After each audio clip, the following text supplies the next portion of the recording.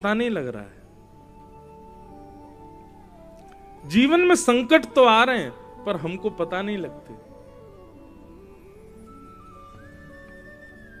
नामदेव जी महाराज महाराष्ट्र के एक संत हुए, उनके घर में आग लग गई।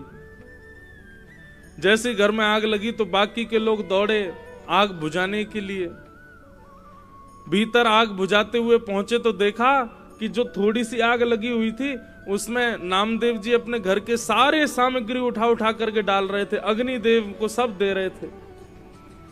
लोगों ने कहा भले आदमी, हम तेरे घर को बचाने आए हैं, तू खुद ही घर को जला रहा है। नामदेव जी महाराज बोले ये अग्निदेव हैं, अग्नि के रूप में मेरे भगवान पधारे हैं, तो मैं तो ये सोच रहा हूं आधे घर को ही क्यों स्वीकार करने, पूरा घर ले जाएं। ये आधे घर में ही क्यों आए हैं, पूरा घर क्यों नहीं ले रहे हैं, इसलिए बचे हुए घर को भी उनको दे रहा हूं।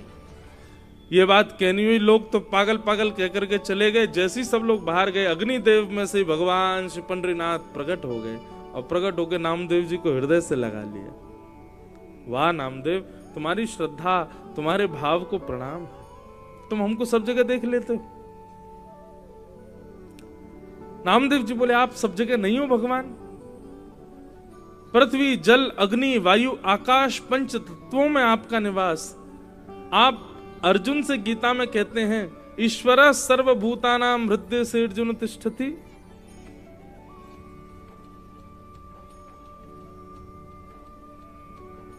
सब ठाकुर जी। गोस्वामी तुलसीदास जी महाराज ने, बहुत ध्यान से सुनिएगा,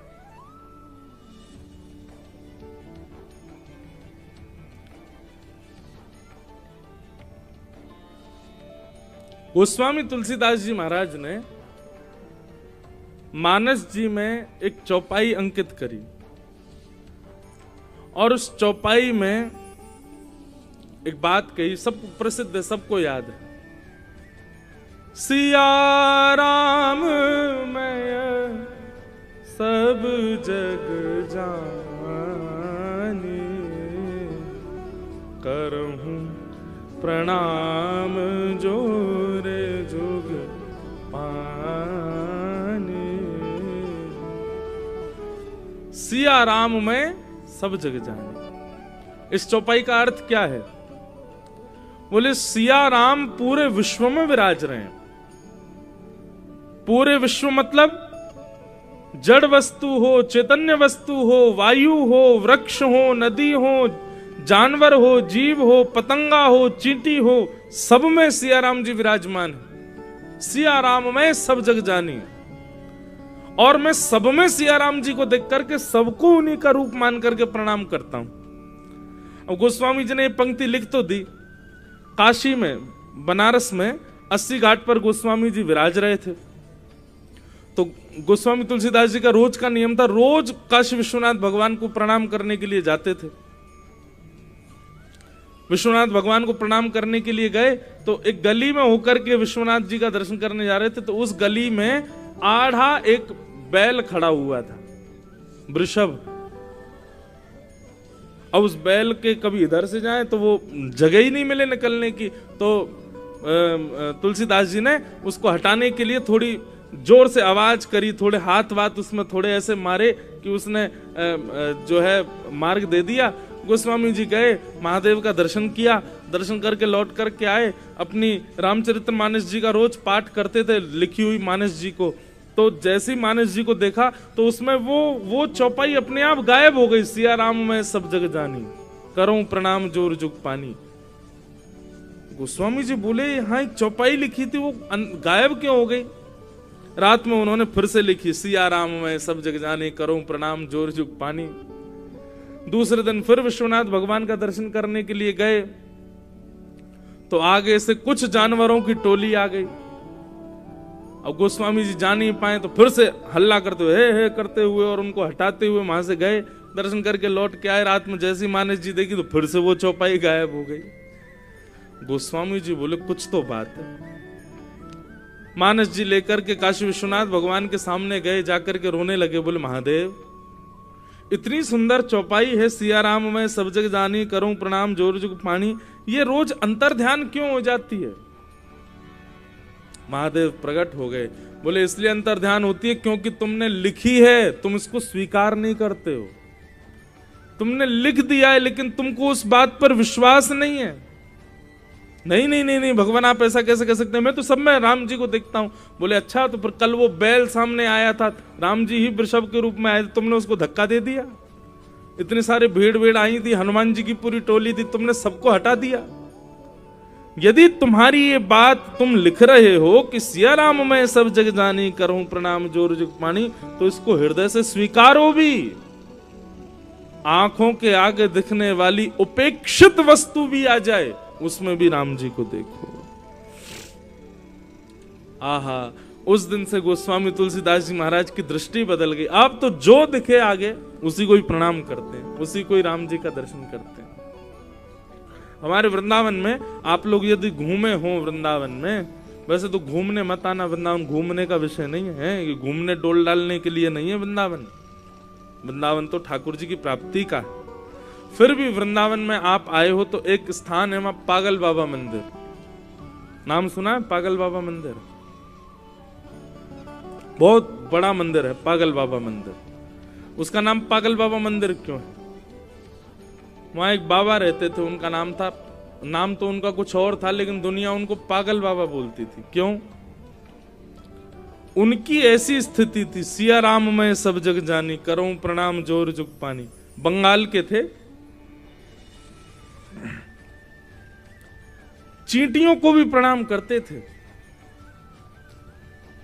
सामने कोई आ जाए, बालक आ जाए, वृद्ध आ जाए, कुमारी कन्या आ जाए, व्यक्ति आ जाए, रिक्शा चलाने वाला आ जाए, शराबी आ जाए, कोई आ जाए, उनके सामने बस पड़ जाए कोई, उसी को प्रणाम कर लेते। एक बार तो एक नाली में सूकर बैठा था, सूकर निकल के उनके आगे आ गया तो उसी को प्रणाम, जय हो बरा भगवान, सबको प्रणाम। तो फिर वृंदावन के लोग उनको कहते थे, बोले बाबा पागल आगो, पागल मानुष, पागल बाबा आगो, सबन को प्रणाम कर तो डोले। तब वो बाबा बंगला में बोलते थे, अमी पागल मानुष, अमी बूझते पारो ना, अमी पागल मानुष। वो कहते मुझे समझ नहीं आता है, मैं पागल ही हूं, मुझे सब में ठाकुर जी दिखते हैं। बंधुओं ये सुनने मात्र तक ही रहने देना, क्योंकि हमारे जीवन में आ नहीं सकती स्थिति। आप बाहर के लोगों को छोड़ो, अभी पंडाल में अपने बगल वाले को देखो, देखना उसमें भगवान दिख रहे हैं आपको? नहीं दिख सकते। इसका मतलब क्या है कि अभी हमारी दृष्टि और हृदय बुद्धि तीनों ही अशुद्ध हैं, इसलिए भगवत भाव नहीं दिख रहा, भगवत दृष्टि नहीं है हमारी। करत करत अभ्यास के मनमत होत सुजान। लेकिन जब आप अनंत कथाएं सुनते रहोगे, सत्संग करते रहोगे, भगवत भाव लेते रहो, तो तब भी भगवान तो नहीं दिखेंगे बगल वाले में, लेकिन अच्छाइयां दिखेंगी, कुछ गुण दिखेगा, कुछ अच्छा अपने से श्रेष्ठ दिखेगा बगल वाला। अभी स्थिति क्या है बंधुओं, हम खुद को श्रेष्ठ मानते हैं, बाकी सब अश्रेष्ठ है। लेकिन भक्ति भागवती क्या करती है कि आपको ये बात बताती है कि तुम कुछ भी नहीं हो, तुमसे श्रेष्ठ बहुत हैं। और यही श्रेष्ठता का दर्शन होना सब में, सर्वम खलु इदम ब्रह्म वाला भाव है। सिया राम मैं सब जग जानी, सब में सिया राम जी, सबको प्रणाम करो। तो ऐसे तापों का विनाश करने वाले श्री कृष्णाय वयम नमः, ऐसे श्री कृष्ण को हम बारंबार प्रणाम करते हैं, उनको बारंबार वंदन करते हैं। तो ये भगवान के बंधुओं तीन रूप हैं, सत्य, चैतन्य और आनंद। तीन कर्म हैं, उत्पत्ति, पालन और प्रलय। तीन भगवान के स्वभाव हैं, तीनों प्रकारों के तापों को दूर नहीं करते, तापों का प्रभाव खत्म कर देते हैं। कितनी भी बड़ी पीड़ा जीवन में आ जाए, आप रोओगे नहीं, आप टूटोगे नहीं, यदि आध्यात्मिक हो तो। ठाकुर जी इतनी कृपा करते हैं बंधु। कितना भी बड़ा विषाद जीवन में आ जाए, आपको पीड़ा नहीं हो सकती। हां, पीड़ा होगी, किस बात की होगी? मैं ठाकुर जी से दूर क्यों हूं, मैं कथा क्यों नहीं सुन पा रहा, मैं वृंदावन क्यों नहीं जा पा रहा। भगवत संबंधी भावों की पीड़ा हो सकती है, फिर संसार के अभाव की पीड़ा खत्म हो जाती है ठाकुर जी की शरणागति आने के बाद। और ठाकुर जी के आप मानते हो कि आप शरणागत हो गए हो, फिर भी सांसारिक पीड़ाएं बनी हुई हैं, तो अभी आप शरणागत हुए नहीं हो। आप तो एडमिशन लेने गए थे, लेकिन वहां पर एडमिशन हुआ नहीं है आपका। ठाकुर जी जिस दिन स्वीकार कर लेंगे उस दिन सांसारिक पीड़ा अनुभवी होनी बंद हो जाएगी, फिर विषाद नहीं होगा।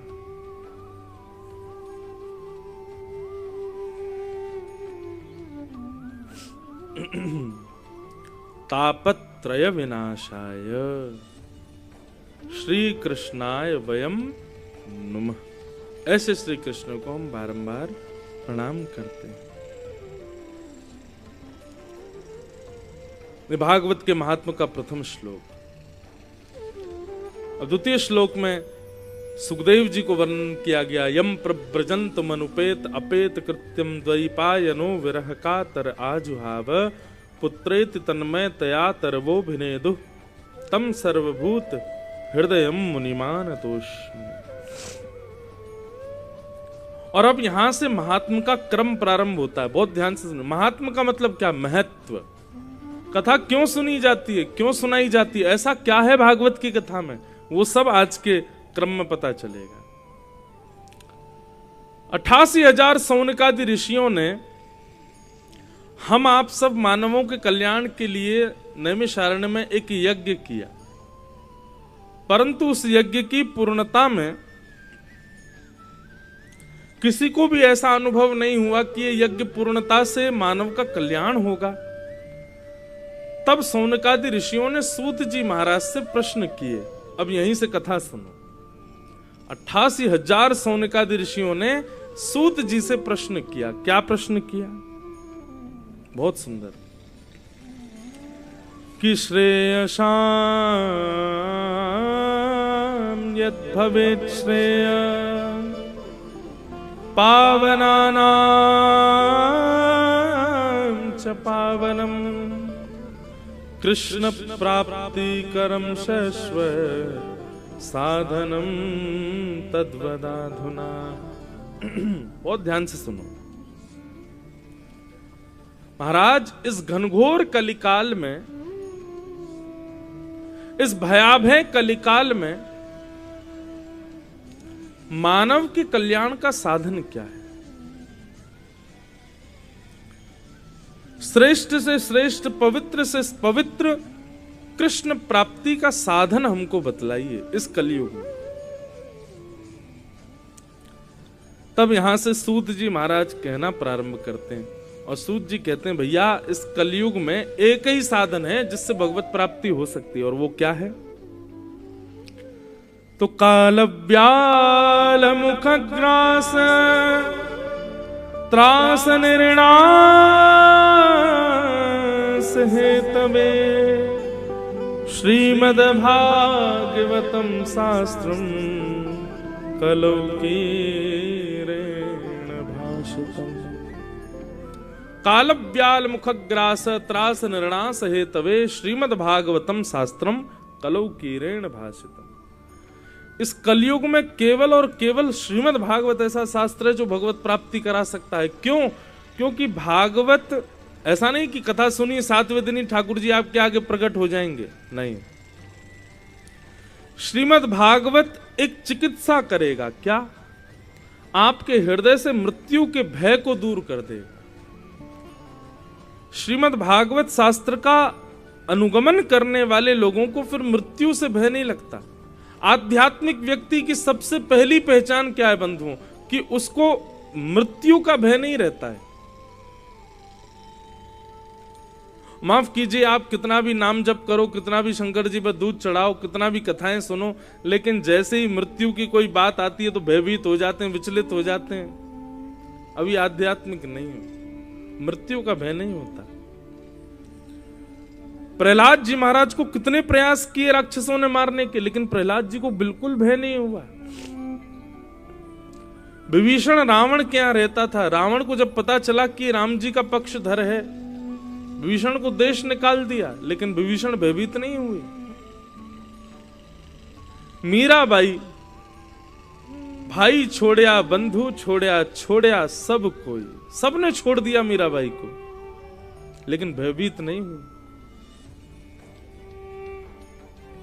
एक और थी करमेती बाई। करमेती बाई वृंदावन भाग करके पहुंच गई, तो उनकी एक बात कही जाती है कि करमेती बाई 3 दिन तक एक मरे हुए ऊंट के कंकाल के पीछे अंदर छुप के बैठी रही, मरे हुए ऊंट के कंकाल के भीतर छुपी बैठी रही।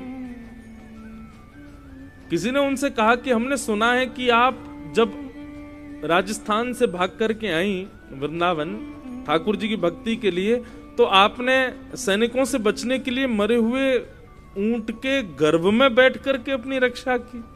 बोले जी, आपको दुर्गंध नहीं आई? आपको अजीब नहीं लगा अंदर से? उतनी भयावह दुर्गंध होती है मरे हुए जानवर में, आपको बिल्कुल भय नहीं लगा? आपको बिल्कुल दुर्गंध नहीं आई? तो करमेती बाई क्या कहती हैं? संसार के विषय भोगों की दुर्गंध ज्यादा दूषित है। संसार के विषय भोग, संसार के आसक्ति रूपी जो दुर्गंध है, उससे लाख गुना ठीक थी उस मरे हुए कंकाल की दुर्गंध।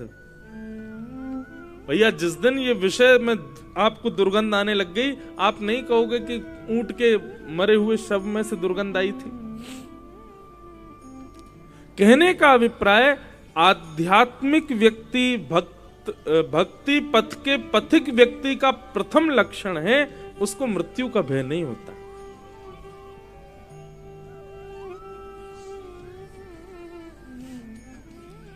एक सत्य घटना सुना है। हमारे पूज्य पिताजी महाराज एक बार अमेरिका जा रहे थे, तो दिल्ली से डायरेक्ट 16 घंटे का फ्लाइट। जैसे ही उन्होंने टेक ऑफ किया दिल्ली से, हवाई जहाज ने उड़ान भरी, बस उड़ते ही एक इंजन में आग लग गई हवाई जहाज में। अब महाराज, हवाई जहाज के इंजन में आग लग जाए, चिंगारियां निकलने लग जाएं, क्या हाल होता है? और वो भी 16 घंटे का हवाई जहाज, और विदेशी हवाई जहाज बड़े और होते, बहुत सारे लोग होते हैं उसमें, तो सब चीखने लगे, चिल्लाने लगे। तो पायलट ने अनाउंसमेंट की कि भैया अभी हम हवाई जहाज को उतार नहीं सकते। क्यों? 16 घंटे की यात्रा का ऑयल भरा हुआ है हवाई जहाज में। अगर हमने हवाई जहाज को उतारा और धमक से जरा भी चिंगारी अगर वहां पहुंच गई तो सब मर जाएंगे। क्या करेंगे? बोले हम अपना वो टैंक खोल रहे हैं, फिर भी हमको 6 घंटे आकाश में घूमना पड़ेगा, तब हवाई जहाज उतरेगा। अब हवा में हजारों फीट ऊपर इतना ऑयल लेकर के इतने यात्रियों के साथ हवाई जहाज घूम रहा है ऊपर आकाश में। रो रो के बुरा हाल हो गया सब लोगों का। रात्रि 2 बजे हवाई जहाज उड़ा था और सवेरे 7:30-8 बजे वापस दिल्ली उतरा। जैसे दिल्ली उतारा गया, उसका दरवाजा खुला, सारे पैसेंजर अपने अपने घर को भाग गए। सबको कहा कि भैया 4 घंटे रुक जाओ, दूसरे हवाई जहाज से भेज देते हैं अमेरिका। कोई नहीं गया। 4-5 लोग बचे थे, उनमें एक हमारे पिताजी थे। तो पिताजी महाराज से किसी न्यूज रिपोर्टर ने पूछा, महाराज जी आप लोग करीब 250-300 पैसेंजर थे, उसमें से अब ये गिनती के 10 लोग बचे हैं, आप वापस विदेश जाने को, मतलब अमेरिका जाने को तैयार है। 16 घंटे इतना भयावह एक्सपीरियंस करने के बाद अब आपको भय नहीं लगता? पिताजी बोले, भैया भय की तो पूछो मत, अब हम 9 घंटे 10 घंटे लेट हो गए।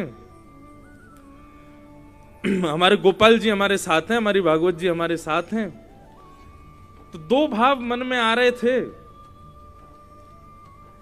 यदि बच गए तो गोपाल जी की ने रक्षा कर ली, ऐसा भाव आता, और यदि कुछ हो जाता तो ये रहता कि चलो गोपाल जी हृदय से तो लगे हुए थे, अंतिम क्षण में गोपाल जी तो संग में थे। तो दोनों में हमको प्रसन्नता थी। बच गए तो बढ़िया, कथा करेंगे अमेरिका जाके, और यदि कुछ हो जाएगा तो ये भाव है कि भागवत जी और गोपाल जी जिनकी जीवन भर सेवा करी, वो कम से कम साथ तो थे अंतिम समय में। कोई था या ना था, वो तो थे। 4-5 लोग बोले आपको बिल्कुल भय नहीं लग रहा, तो ये आध्यात्मिक व्यक्ति का स्वभाव है कि उसको फिर भय मृत्यु का नहीं होता। उसको भय इस बात का नहीं होता कि संसार में क्या छूटे क्या मिले, उसको इस बात का भय रहता है कहीं किसी कारण से मैं ठाकुर जी से विमुख ना हो जाऊं, मैं कहीं किसी कारण से ठाकुर जी से दूर ना हो, इस बात का भय लगा रहता है। यह आध्यात्मिक व्यक्ति का लक्षण है।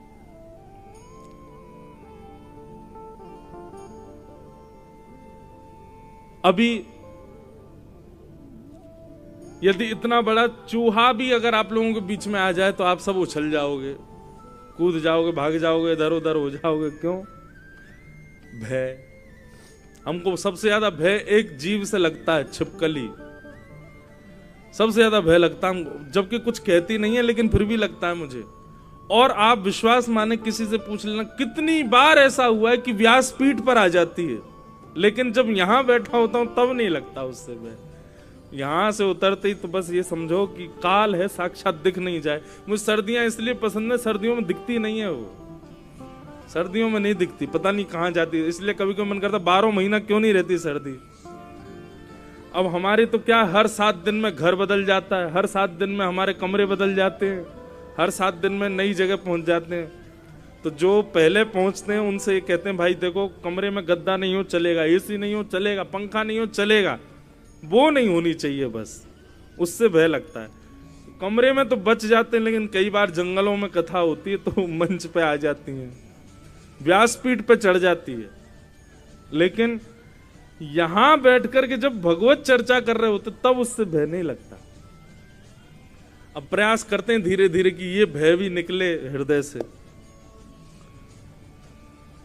आध्यात्मिक स्थिति का ये प्रभाव है कि यहां भय निवृत्त हो जाते हैं और ये भय निवृत्तता ही आध्यात्मिक होने का लक्षण है। यदि कोई व्यक्ति भयभीत रहता है और अपने आप को भक्त कहता है तो गलत कह रहा है, वो भक्त नहीं है। फिर भक्त का स्वभाव भय नहीं है, निर्भय।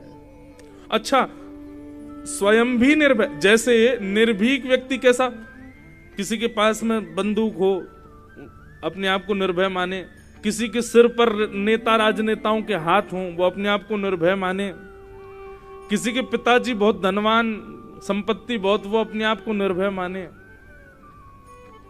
ये सारे निर्भय मानने वाले एक दिन भयभीत हो जाएंगे, लेकिन जिसके ऊपर ठाकुर जी का हाथ रखा है वो सबसे बड़ा निर्भीक है, निर्भय। हम इस बात से निर्भीक हैं कि हमारे ऊपर ठाकुर जी का हाथ है, हमको भयभीत होने की आवश्यकता नहीं।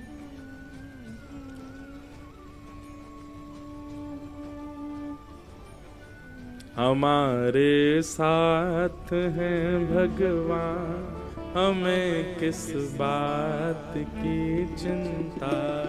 हमारे साथ हैं भगवान, हमें किस बात की चिंता।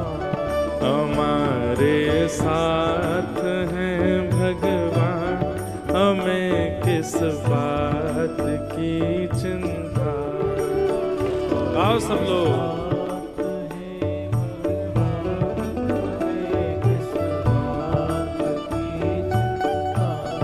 हमारे साथ हैं भगवान, हमें किस बात की चिंता। हमारे साथ हैं हमें किस बात की चिंता। हमारे साथ हैं भगवान, हमें किस बात की चिंता।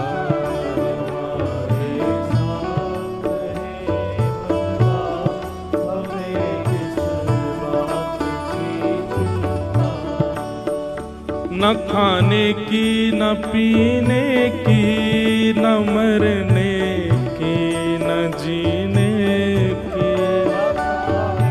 गाओ सब लोग।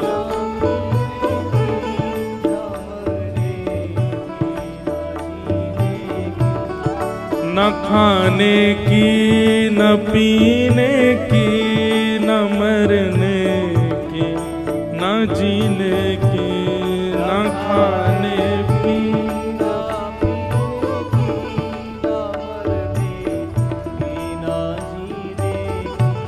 रहे हर श्वास में भगवान,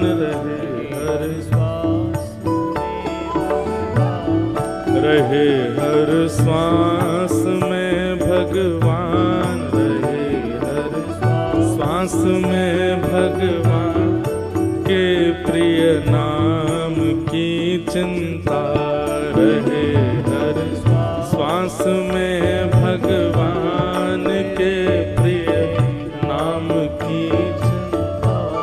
हमारे साथ है भगवान, हमें किस बात की चिंता, हमारे साथ है भगवान, हमें किस बात की चिंता।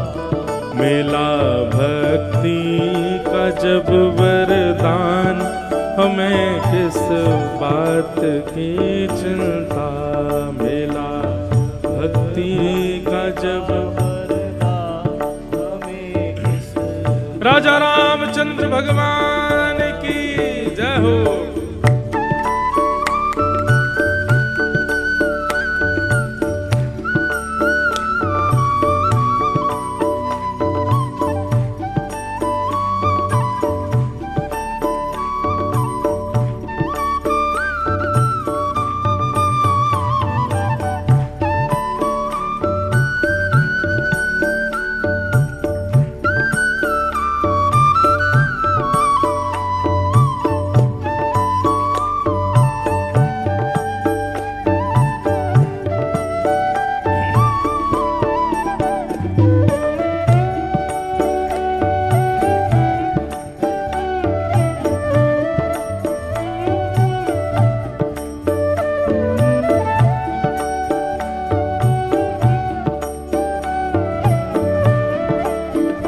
भैया आप कहोगे महाराज जी ठाकुर जी साथ में हैं, हम चिंता क्यों ना करें, ठाकुर जी ने किसी की रक्षा की है?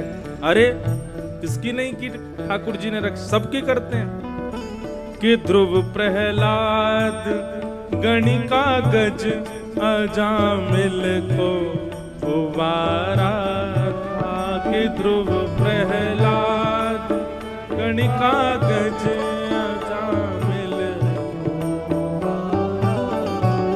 के ध्रुव प्रहलाद गणिका गज अजामिल को उबारा था।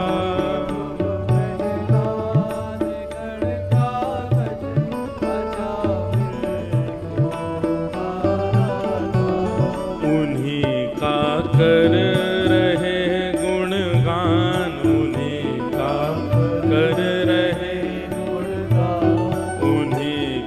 कर रहे गुणगान, उन्हीं का कर रहे गुणगान। तो फिर किस बात की चिंता, उन्हीं का कर रहे गुणगान, तो फिर किस बात की चिंता। हमारे साथ है भगवान, हमें किस बात की चिंता, हमारे साथ है भगवान, हमें किस बात की चिंता। मिला जब भक्ति का वरदान, हमें किस बात की चिंता, मिला जब भक्ति का वरदान, हमें किस बात की चिंता। हमारे साथ हैं भगवान, हमें किस बात की चिंता, हमारे साथ है भगवान, हमें किस बात की चिंता। बोल वृंदावन बिहारी लाल की।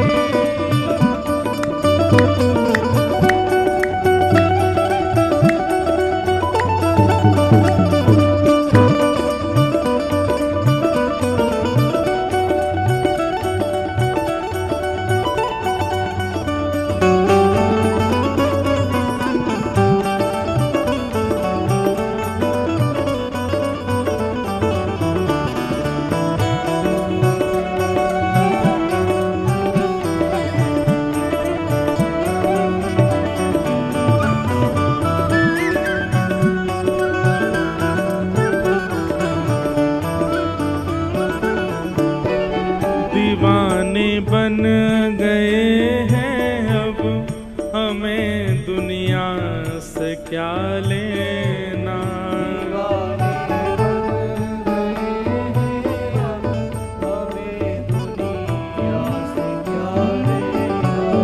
दीवाने बन गए हैं, अब हमें दुनिया से क्या लेना।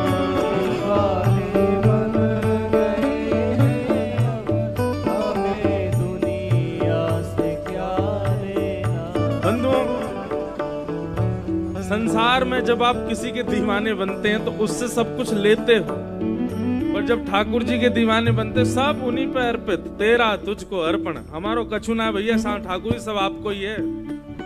घर परिवार पत्नी सब आपके नाथ। दीवाने बन गए हैं, अब हमें दुनिया से क्या लेना।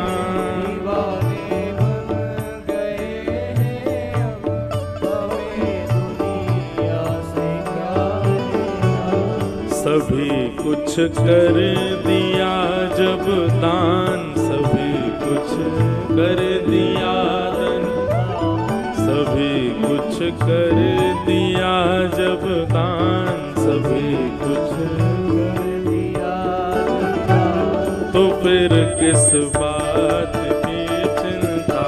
सभी कुछ कर दिया जब दान, बात की चिंता। हमारे साथ है भगवान, हमें किस बात की चिंता। हमारे साथ है भगवान, हमें किस बात की चिंता। ओ हम राम जी के राम जी हमारे हैं, हम राम जी के राम जी हमारे हैं, हम राम जी के राम जी हमारे हैं, राम जी के राम जी हमारे हैं। हम माधव के माधव हमारे हैं,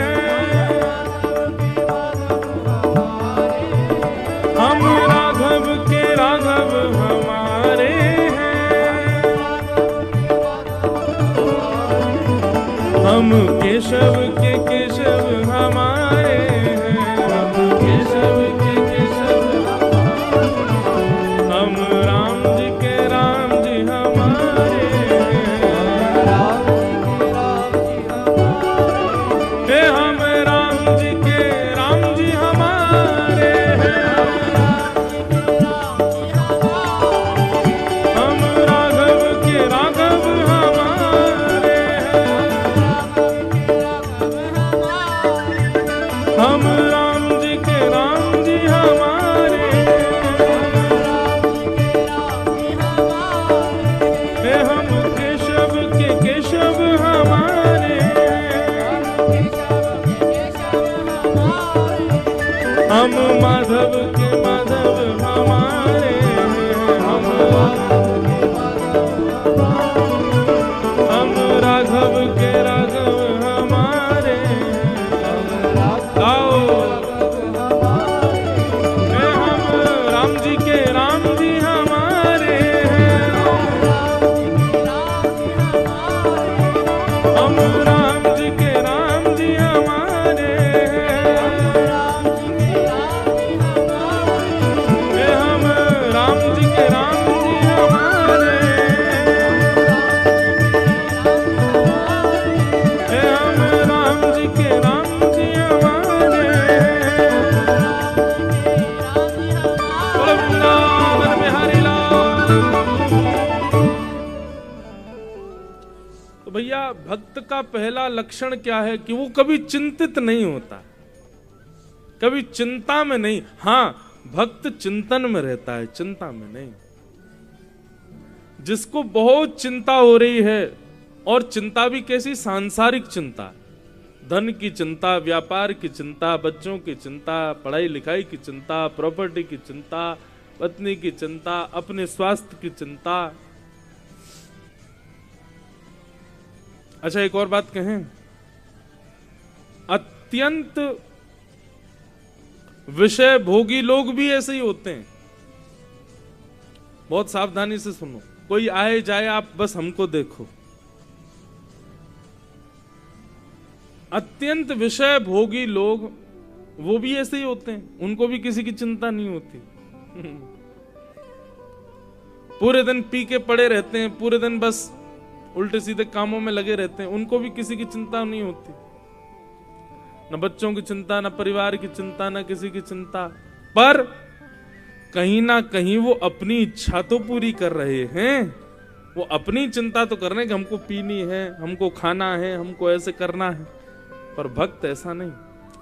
चिंता ना करने का मतलब, भक्त का मतलब ये नहीं कि आलसी हो जाओ, पड़े हुए हैं महाराज, अब जो होगा सो ठाकुर जी कर लेंगे, ऐसा नहीं। देव देव आलसी पुकारा, देवताओं के भरोसे नहीं पड़े रहना, अपने कर्म का निर्वहन करना है, कर्म के फल की चिंता नहीं करनी,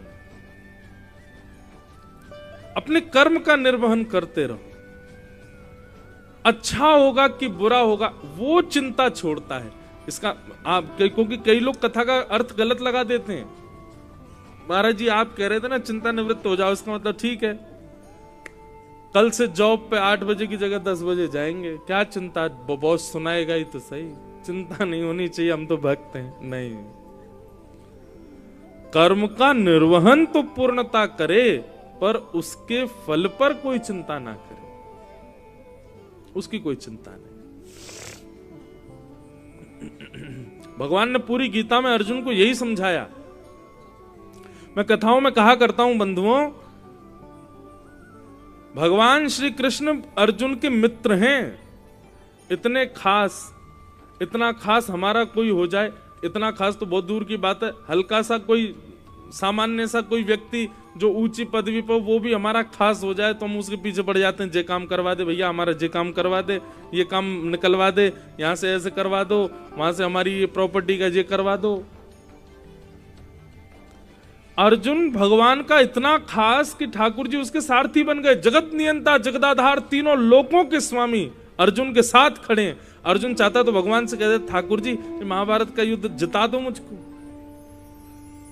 आप तो भगवान हो, आप तो जो सोचते हो जाता है, आप जिता दीजिए मुझको, आपकी पलक झपकते ही कौरव सारे मर जाएं और मैं जीत जाऊं।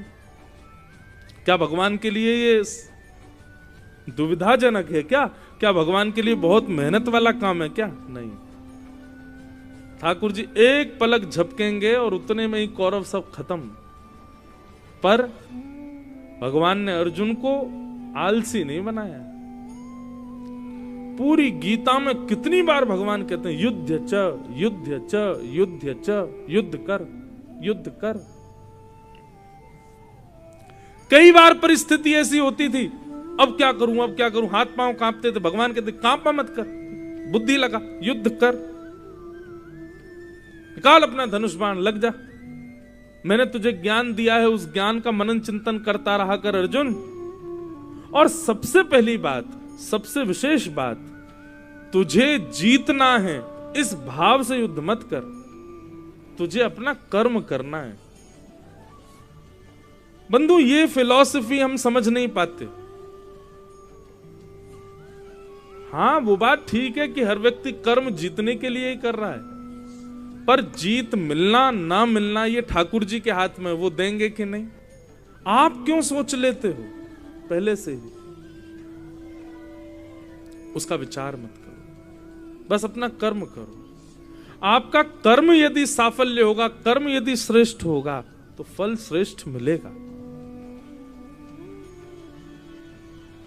भगवान ने अर्जुन को यही समझाया, बोले तू हारेगा कि जीतेगा इसका विचार मत कर अर्जुन, बस तू अपना युद्ध कर, बिना जीतने हारने की भावना से। क्योंकि कर्मण्येवाधिकारस्ते मां फलेषु कदाचन, तुम्हारा अधिकार केवल कर्म पर है, फल पर नहीं है। फल देने का अधिकार मेरा है, और वो मैं अब दूं कि 10 वर्ष बाद दूं कि 50 साल बाद दूं कि अगले जन्म में दूं, वो मेरे हाथ में। इसलिए तुम पहले से सोच के दुखी मत हो। कई बार ऐसा होता है, आप अभी अच्छा कर रहे हो और उसके बाद भी आपके साथ कुछ अच्छा नहीं हो, फिर लोग आते हैं, महाराज जी हम तो बहुत अच्छा करते हैं, सबके साथ बढ़िया करते हैं, मेरे साथ ही बुरा क्यों होता है, मुझे अच्छे का फल कब मिलेगा? वो ठाकुर जी के हाथ में। ठाकुर जी चाहें तो अगले जन्म में भी दे सकते हैं। कई बार हमने ऐसे लोग भी देखे हैं, महानिकृष्ट, सारे गलत काम करते हैं फिर भी इतने सुखी हैं, क्योंकि पूर्व जन्म का कर्म भोग रहे हैं अपना। इसलिए भैया व्यक्ति दुखी क्यों है? क्योंकि कर्म पहले विचार कर ले, फल पहले ही विचार कर ले। कर्म अभी किया नहीं है, आज लेटर आ गया कि तुम्हारी जॉब लग गई, बस लेटर देखते ही नेत्र बंद हो जाते हैं। हाँ, कल से सुबह जाऊंगा, जॉब करूंगा, 1 महीने की पहली कमाई आएगी, इतना माँ को दे दूंगा, इतना पिताजी को, इतना अपने पास रखूं, फिर मित्रों को पार्टी दूंगा, फिर थोड़ा और 6 महीने तक बढ़िया काम करूंगा, 6 महीने बाद फिर मेरा प्रमोशन हो जाएगा, फिर मेरी सैलरी बढ़ जाएगी, फिर ऐसा होगा, फिर वो जो इकट्ठा करूंगा ना उससे फिर मैं एक घर बना लूंगा, फिर घर में रहेंगे, फिर हम वहां उस वाली कॉलोनी में रहा करेंगे, वहां पे बढ़िया घर। अभी जॉब पे गया भी नहीं है, वो घर भी बन गया उसका, उसमें ये वाला गीजर लगवाऊंगा, ऐसा वाला एसी लगवाऊंगा, माँ इतना बड़ा वाला टीवी, उसमें बैठ के बढ़िया अपना तुम सीरियल देखा करना, फिर मेरी और प्रमोशन बढ़िया हो जाएगा, फिर मेरा 2 साल का एक्सपीरियंस हो जाए, फिर मैं जॉब छोड़ दूंगा, फिर मैं अपना बिजनेस लगाऊंगा, इतना पैसा मुझ पे आ जाएगा, कुछ पिताजी दे देंगे, फिर वहां बिजनेस लग जाएगा मेरा वहां पे। फिर वो मेरा एक दोस्त है, रोता रहता है, मुझे कुछ करवा दो, उसको मैं पार्टनर बना लूंगा अपने साथ, उसके साथ बैठ के फिर बढ़िया बिजनेस करेंगे, बिजनेस करके पूरे गुना पे हमारा वर्चस्व होगा, बड़े बड़े होर्डिंग लगे होंगे हमारे बिजनेस के। फिर एक व्यक्ति मुझसे रीच करके अपनी बेटी का मुझसे ब्याह करा देगा, उससे ब्याह कर लूंगा। डिमांड होगी मेरी सुंदर होनी चाहिए, कि गाड़ी मिलनी चाहिए, फिर गाड़ी आ जाएगी, ब्याह कर लूंगा, फिर मेरे 3-4 बच्चे हो जाएंगे, उन बच्चों को मैं ग्वालियर पढ़ाने ले जाऊंगा, बेटी हुई तो उसको इंदौर पढ़ाऊंगा, वहां पे साहब अभी जॉब कल से लगनी है, उसकी 6 घंटे बचे हैं अभी जॉब पे जाने में, पहले ही सोच लिया उसने। और विश्वास मानिए, जैसे ही आपने ये सारी बातें सोची, फिर ठाकुर जी पासा करते हैं, अच्छा ये लो, जितना सोचा सब धराशायी, तुम्हारा अधिकार फल पर नहीं है, तुम्हारा अधिकार केवल कर्म पर है, तुम उस पर ध्यान दो, फल देने को मेरे ऊपर छोड़ो। मुझसे ज्यादा अच्छा जानता है क्या कोई कि तुमको कब किस वस्तु की आवश्यकता है? हम जैसा विश्वास मानिएगा बंधुओं, हम जैसा चाहें वैसा जीवन यदि बन गया ना, हम ही राक्षस हो जाएंगे। वास्तव में हम लोग मानव इसलिए बने हुए हैं क्योंकि हम जैसा चाहते हैं वैसा हमको मिलता नहीं है। रावण का निर्माण क्यों हो गया? क्योंकि वो जो चाहता था मिल जाता था उसको। और एक बात और, अगर यहां कोई ऐसा व्यक्ति बैठा वो जो चाहता है उसको मिल जाता है, समझ जाओ कहीं तुम्हारा राक्षसत्व ना हो जाए। चाहने पर वस्तु का ना मिलना ये भगवान की कृपा है। ठाकुर जी तुम पर दृष्टि, अब बच्चे हैं, छोटे छोटे बच्चे हैं, यहाँ कितने सारे बच्चे हैं, इन बच्चों की चाह यदि माता पिता पूरी करने लग जाएं, क्या होगा? बिगड़ जाएंगे बालक। बच्चा तो हर वो वस्तु चाहता है, खिलौना दिला दो, ये पिला दो, ये खिला दो, मेले में ये करवा लाओ। और ऐसे बच्चों को माता पिता उनसे और बचा के रखते हैं जो उनको बात बात पे उनकी बात पूरी कर। जैसे मामा कभी कभी आता है बच्चों के पास, उनको ले जाएगा गोद में भर के, दुकान से दिला लाएगा, तो माँ डांटती है, अरे तू क्यों ले जाता, उसको डॉक्टर ने मना किया, ये सब खाना पीना ठीक नहीं है उसके लिए। बच्चों की इच्छा पूर्ति यदि बहुत होती है तो निश्चित है बच्चे बिगड़ेंगे। ठीक वैसे ही अगर हम मानवों की इच्छाएं बहुत पूरी हो रही हैं तो निश्चित है कि हमारे भीतर रावण प्रकट हो चुका है और उसका निर्माण ठाकुर जी करवा रहे हैं। लेकिन आप कुछ विचार करते हो और वो पूर्ण नहीं होता है तो मुस्कुराइए, ठाकुर जी की कृपा है आपके ऊपर।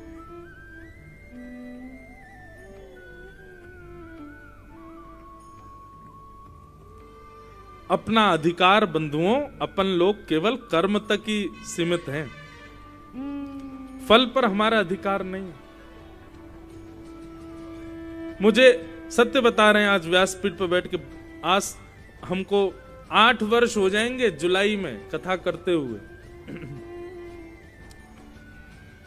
बहुत करीब 10-12 वर्ष पुरानी बात है। किसी एक व्यक्ति ने, वो रेखा पढ़ना जानते थे माथे की, उसने माथे की रेखा देख करके हमसे कहा कि आप जीवन में कभी व्यासपीठ पर नहीं बैठ पाओगे।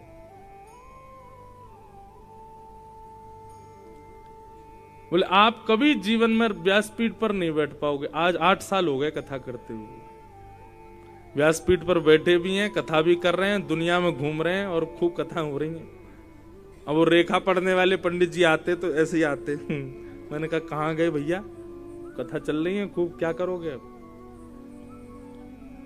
पहले से ही फल का विचार मत कीजिए बंधुओं, आप अपना कर्म सुदृढ़ रखो। कर्म में इतना बल है, इतना बल है कि वो आपके पूर्व नियोजित आपके ग्रह नक्षत्र जो बिगड़े होंगे उनको भी सही कर दे। शनि की 7.5 किसी ने बता दी कि शनि की 7.5 जीवन में आ गई, आप उसी दिन शुद्ध हो जाइए, अपने कर्म के प्रति सजग हो जाइए। जो 7.5 वर्ष भयावह होते हैं ना, उसी 7.5 वर्ष में व्यक्ति यदि शुद्धता, पवित्रता, बुद्धि, मन की सब कुछ बिल्कुल पवित्र कर ले और कर्म का निर्वहन करे तो वही 7.5 साल में कुछ बन जाएगा। ये ग्रह नक्षत्र जितने भी हैं ना, इनको परास्त करने की सामर्थ्य केवल 2 वस्तुओं में, एक तो भगवान नाम और दूसरा आपका कर्म। ये दोनों ग्रह नक्षत्रों को बदल करके रख सकते हैं। इसलिए भैया भयभीत मत हो। आध्यात्मिक भक्ति पथिक व्यक्ति का लक्षण है कि वो कभी भयभीत नहीं होता, सदा निर्भीक रहता है, निर्भय। और श्रीमद् भागवत यही करती है। श्रवण जब आप 7 दिन अनवरत करते हैं तो 7 दिन के भीतर निर्भीकता जीवन में आती है, भय नष्ट हो जाता है चित्त में से। थोड़ी दूर यहां से जाएंगे तो ओरछा आता है। ओरछा में राम राजा सरकार का मंदिर है। वह ओरछा के राजा का नाम था मधुकर शाह जी। ऐसा भक्त राजा भारत में देखने में नहीं मिलेगा आपको। वे राजा भी थे और ठाकुर जी के परम भक्त श्री मधुकर शाह जी। तो मधुकर शाह राजा अपने माथे पर तिलक लगाते थे, ब्रज की रज लगाते थे। अकबर ने एक बार उनको बुलाया कि आप दिल्ली पधारो, तो दिल्ली गए। तो दिल्ली में अकबर ने जैसे ही उनके माथे पर तिलक देखा तो अकबर ने घोषणा कर दी, कल बहुत बड़ा एक कार्यक्रम है, मेरे दुनिया भर के राजा आ रहे हैं और मैं घोषणा करता हूं यदि मुझे कल एक भी व्यक्ति हिंदू तिलक के साथ में दिख गया मैं उसका सर धड़ से अलग कर दूंगा। मधुकर शाह जी बैठे बैठे मुस्कुराने लगे, ये मुझको ही बोल रहा है और किसी को नहीं बोल रहा है। अगले दिन मधुकर शाह जी ने और बड़ा तिलक लगाया।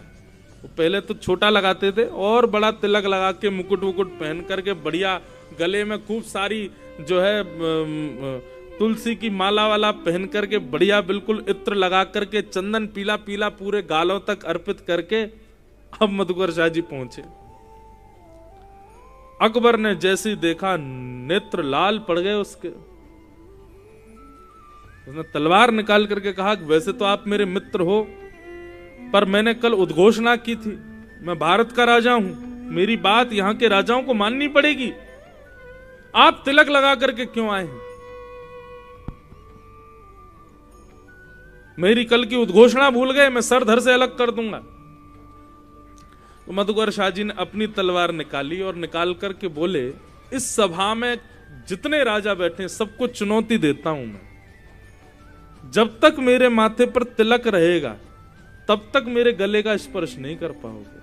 हाँ, लड़ते लड़ते पसीने में यदि तिलक बह गया और तिलक हट गया उसके बाद भले मेरा सर कट जाए, लेकिन जब तक मेरे माथे पर तिलक है मैं चुनौती दे रहा हूं विश्व के राजाओं को, आप मेरा गला काट के तो दिखाओ, और नहीं विश्वास होता तो आओ मैदान में लड़के दिखाओ। ऐसी उनकी डंकार सुनकर के, उनकी उनकी उनकी उस दहाड़ को सुनकर के अकबर ने अपनी तलवार म्यान में रख ली, बोले कि ठीक है आपके लिए छूट है, आप तिलक लगा सकते हो, बाकी कोई नहीं लगा के आएगा। निर्भीकता, निर्भय। भक्ति डरना नहीं सिखाती। कथा, भक्ति भाव, वैष्णवता, आध्यात्मिकता, इसके आने के बाद व्यक्ति को भय नहीं लगता है, व्यक्ति निर्भीक हो जाता है। इसलिए ये निर्भीकता यदि जीवन में आ रही है तो इसको प्रमाण मानिए कि आपके अंदर भक्ति आ रही है। तो श्रीमद् भागवतम शास्त्रम कलौकीरेण भाषितम। श्रीमद् भागवत रूपी शास्त्र एकमात्र ऐसा शास्त्र है जो कलिकाल में यदि कोई भाव से कथा श्रवण कर ले तो निश्चित है उसको भगवत प्राप्ति हो जाएगी, क्योंकि भागवत निर्भीक बनाती है, निर्भय बनाती है। तब प्रश्न किया, बोले महाराज ये भागवत की कथा सबसे पहले किसने किसको सुनाई, कृपा करके हमें ये बताइए। तब कहा कि भैया सबसे पहले ये भागवत की कथा सनक सनंदन सनातन सनत कुमारों ने श्री नारद जी को भक्ति ज्ञान वैराग्य की पुष्टता के लिए सुनाई थी।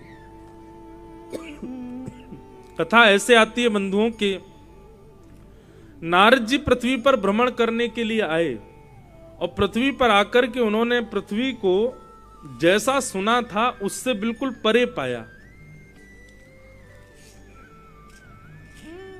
पृथ्वी जैसी सुनी गई थी उसके बिल्कुल परे।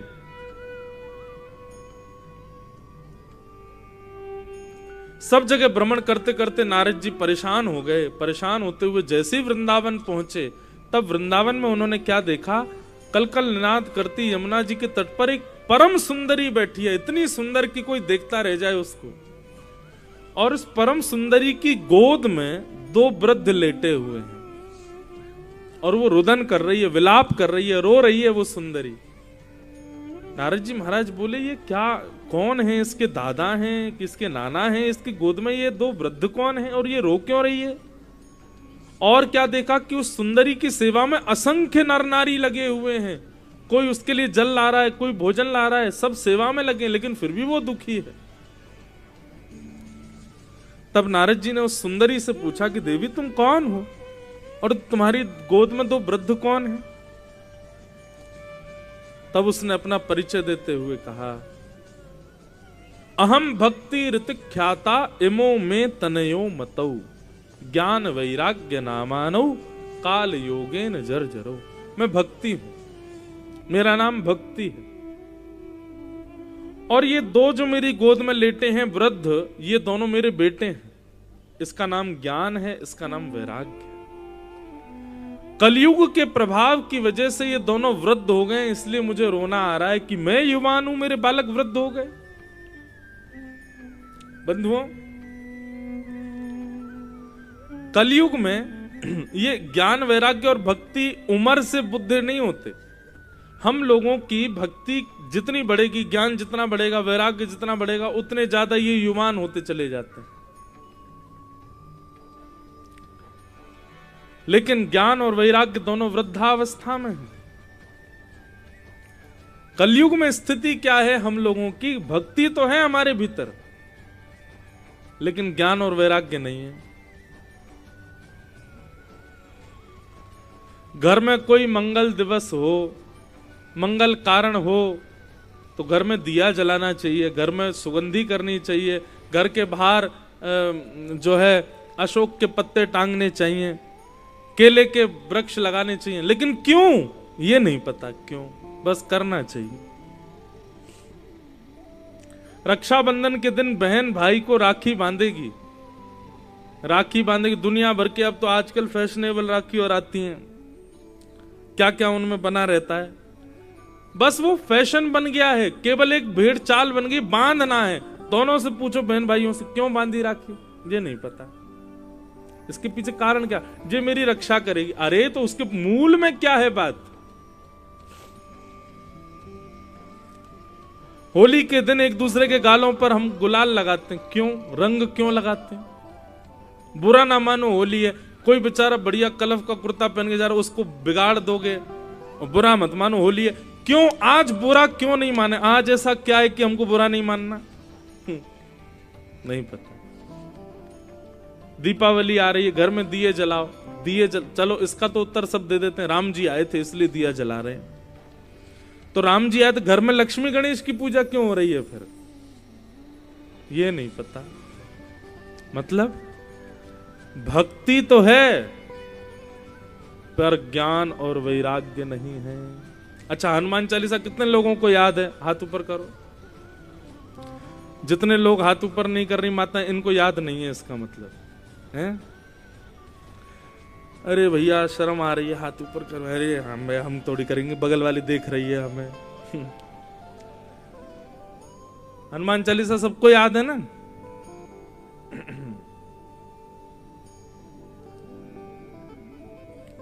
श्री गुरु चरण सरोज रज निजमन मुकुर सुधार वर्णो रघुवल विमल यश जोदायक फलचार बुद्धिहीन तन जान के सुमरव पवन कुमार बल बुद्धि विद्या देव मोह हरऊं कलेश विकार। इसका अर्थ बताओ, क्या अर्थ है?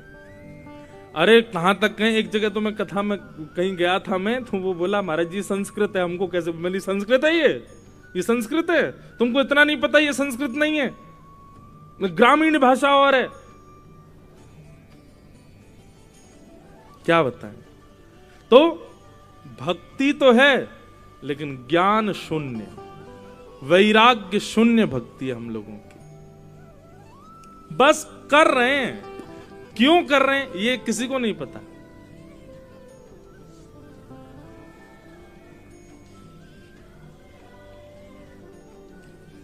ऐसी हालत है।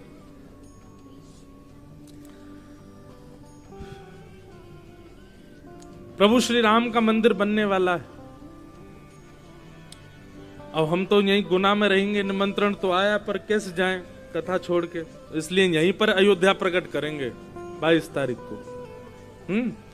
कथा 22 को तो होगी, फिर कथा के बाद में कुछ करेंगे, देखते हैं क्या करेंगे। कुछ उत्सव तो मनाएंगे प्रभु श्री राम जी का, भजन कीर्तन करेंगे, कुछ बाहर थोड़ा दीप मालिकाओं से थोड़ा सजाएंगे, कुछ और भी कुछ भाव बनेगा। आज हमारे श्याम जी आदि सब मिलके बैठ के बात कर लेंगे क्या करेंगे 22 कुछ तो करेंगे भाई। हमारी तो वहां सीट है लेकिन फिर भी नहीं जा रहे, हम तो यहां कथा करेंगे। तो राम जी का मंदिर बनना है। सनातन की अलग जग गई है पूरे भारत में। जिसको देखो वही ध्वजा लेकर के घूम रहा है, जिसको देखो जय श्री राम गुदवाए घूम रहा है, जिसको देखो अपने महाराज श्री राम जानकी बैठे मेरे सीने में, यहीं पे ही टेंटू लगवा लिए राम जानकी जी के। लेकिन उनसे आप 4-5 बातें पूछ लो, नहीं बता पाएंगे। ठीक है, अच्छी बात है कि भक्ति जग रही है, पर ज्ञान के बगैर भक्ति आएगी तो भक्ति निराश रहेगी। जैसे अभी यहां दिख रही है, भक्ति है तो युवा लेकिन उदास है। क्यों? क्योंकि उसके पुत्र ज्ञान और वैराग्य प्रसन्न नहीं है।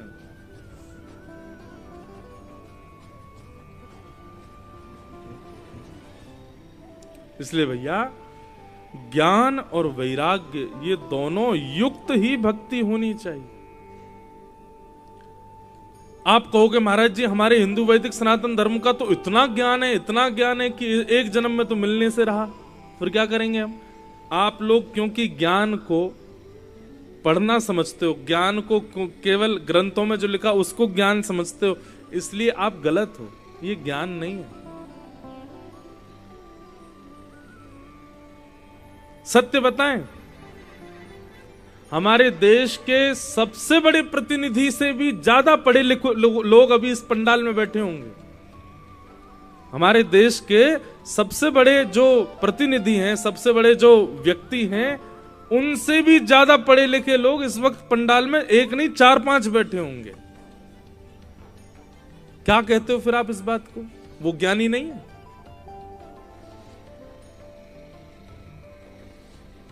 और बानर तो पढ़ना ही नहीं जानते थे, बानरों को तो बोलना ही नहीं आता था, बंदरों को तो कुछ कहना ही नहीं आता था। वो बंदर राम जी के संग रहते तो परम विद्वान परम ज्ञानी रावण, उसको ठाकुर जी उठा करके फेंक देते हैं, उसकी लंका जला देते हैं।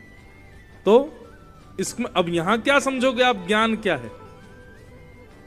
ज्ञान का मतलब बहुत नॉलेज होना नहीं होता। ज्ञान का मतलब बहुत ज्यादा पता होना नहीं होता। ज्ञान का मतलब हर विषय की जानकारी होना नहीं होता है।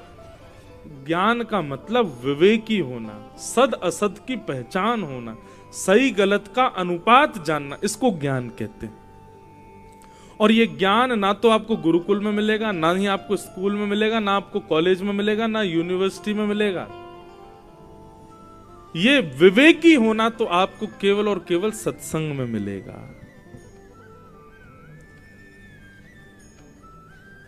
सत्संग आपको विवेकी बनाता है।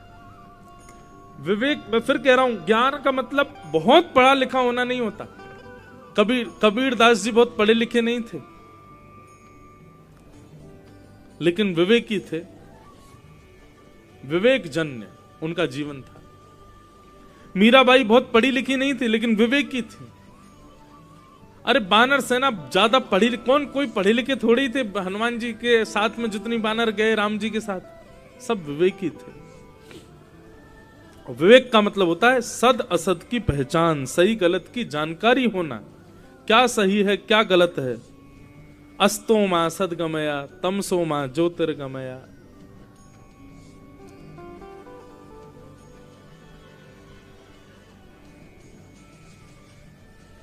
सब सही गलत की पहचान होना, ये विवेक है और इसी को ज्ञान कहते हैं। और ये विवेक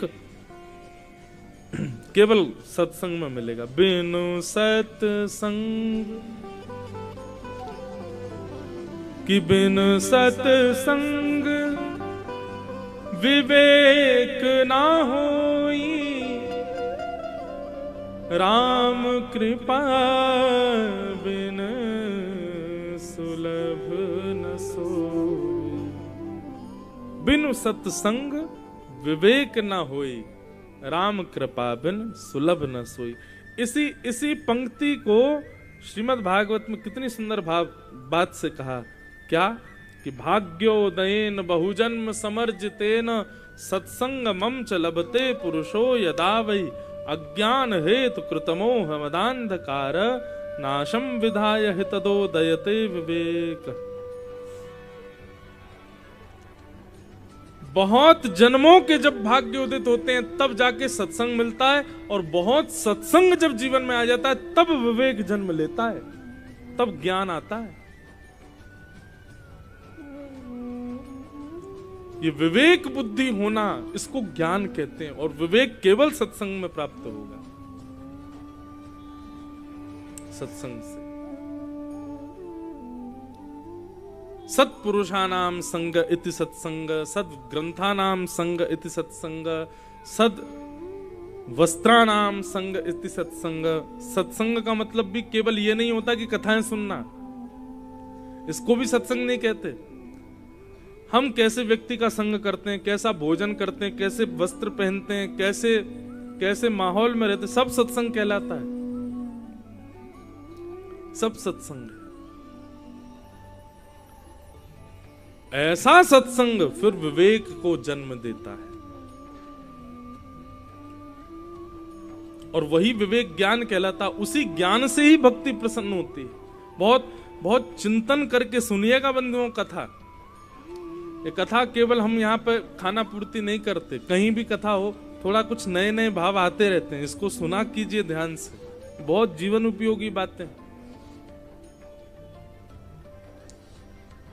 तो भक्ति को यदि प्रसन्न करना है तो सबसे पहले जीवन में ज्ञान आना चाहिए। ज्ञान मतलब विवेक आना चाहिए, विवेक मतलब सही गलत की पहचान आनी चाहिए। और ये आएगी कहां से? सत्संग से।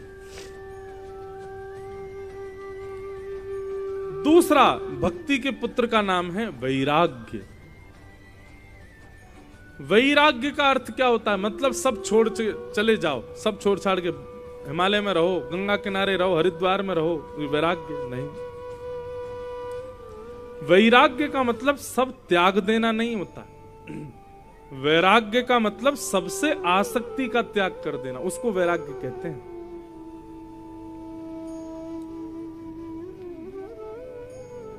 आपके सामने आपकी मनपसंद वस्तु रख दी जाए और आप उसको खाओ ना, ये वैराग्य नहीं है। आपके सामने आपकी मनपसंद वस्तु रख दी जाए और तब भी आपकी जीभ में पानी ना आए, इसको कहते हैं वैराग्य। वस्तु सामने है और आपको खानी नहीं है, ये तो कोई भी कर लेगा, लेकिन उस वस्तु पर मन भी ना मचले, इसको वैराग्य कहते हैं। बहुत ध्यान से सुनिए। वैराग्य का मतलब वस्तु का त्याग नहीं, वस्तु के प्रति जो हमारी इच्छाएं हैं उन इच्छाओं का त्याग, उसको वैराग्य कहते हैं। वैराग्य का संधि विच्छेद करो, राग रहित जो है उसको वैराग्य कहते हैं। राग रहित मतलब आसक्त रहित, उसको वैराग्य कहते हैं। वैराग्य ये जीवन में जब आएगा तब भक्ति प्रसन्न होगी। अपनी मन की इच्छानुसार हर वस्तु का सेवन करना, हर वस्तु को अपना लेना, जो मन कहे उसी वस्तु का सेवन करना, जो मन कहे उस स्थान पर चले जाना, जो मन करे उस वस्त्र को पहन लेना। मन की इच्छाओं के अधीन रहने वाला व्यक्ति आध्यात्मिक नहीं बन पाएगा। मन की इच्छाओं के अधीन रहने वाला व्यक्ति कभी भक्त नहीं बन पाएगा, उसको मन की इच्छा मारनी पड़ती। और एक समय ऐसा आता फिर मन में कोई इच्छा ही नहीं आती, भगवत संबंधी इच्छा आती है जितनी आती। इसको कहते हैं वैराग्य। तो ज्ञान और वैराग्य इन दोनों की पुष्ट ये दोनों जब पुष्ट होंगे तब भक्ति प्रकट होगी। तो ज्ञान और वैराग्य दोनों वृद्ध हो गए। भक्ति महारानी ने नारद जी से कहा कि नारद जी मेरे दोनों पुत्रों को आप युवान करो, तब तक मुझे शांति नहीं मिलेगी। तब नारद जी महाराज ज्ञान और वैराग्य की प्रबलता के लिए भ्रमण करते करते करते बद्रीनाथ पहुंचे और बद्रीनाथ में जाकर के उन्होंने सनक सनंदन सनातन सनत कुमारों से कहा कि ज्ञान वैराग्य और भक्ति की प्रसन्नता कैसे संभव है, कृपा कर मुझे बताओ। तब उन्होंने 5 प्रकार के सत्कर्म बताए। कौन कौन से सत्कर्म?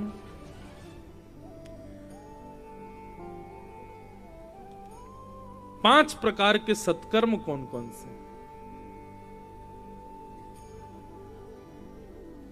कि तप यज्ञ, योग यज्ञ, तप यज्ञ, योग यज्ञ, द्रव्य यज्ञ, स्वाध्याय यज्ञ और 5वां यज्ञ है ज्ञान यज्ञ। ये 5 प्रकार के यज्ञ हैं। इनमें सबसे श्रेष्ठ सत्कर्म है ज्ञान यज्ञ। द्रव्य यज्ञास तपो यज्ञ, योग यज्ञस तथा परे, स्वाध्याय ज्ञान यज्ञश्च ते तु कर्म विसूचक।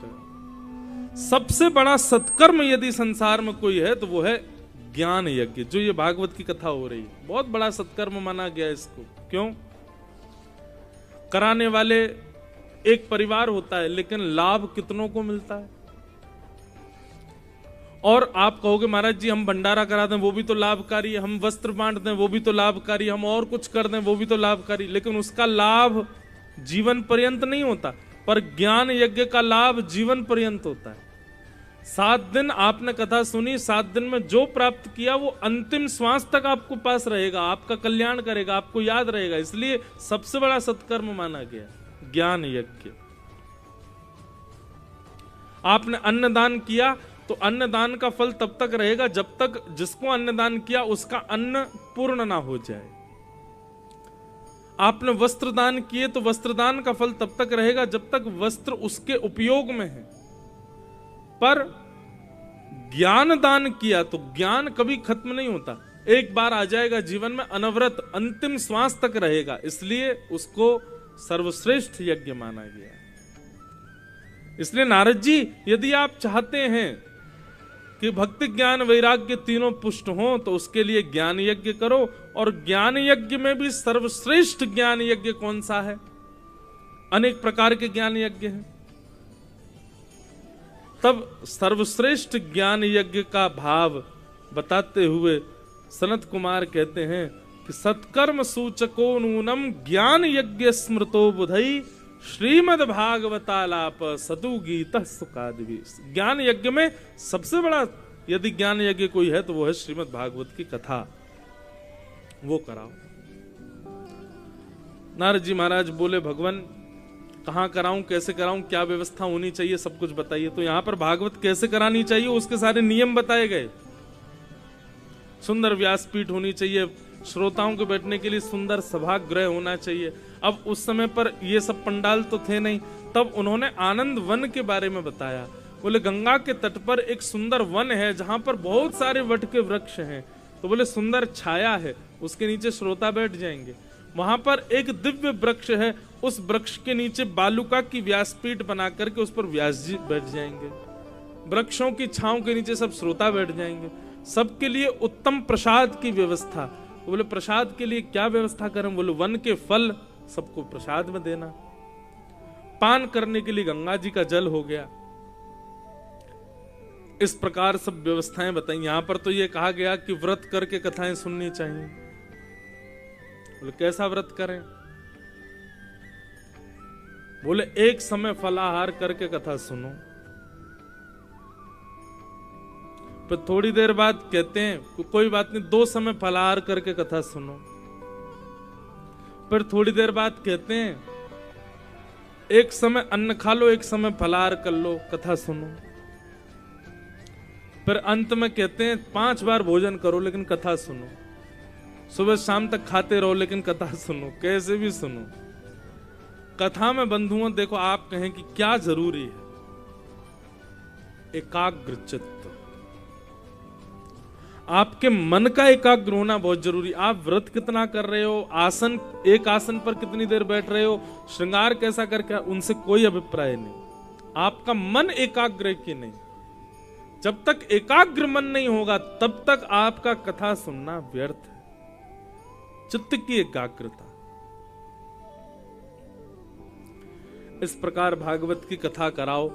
नारद जी महाराज बोले महाराज आप ही सुना दो कथा, अब मैं व्यास ढूंढने कहां जाऊंगा।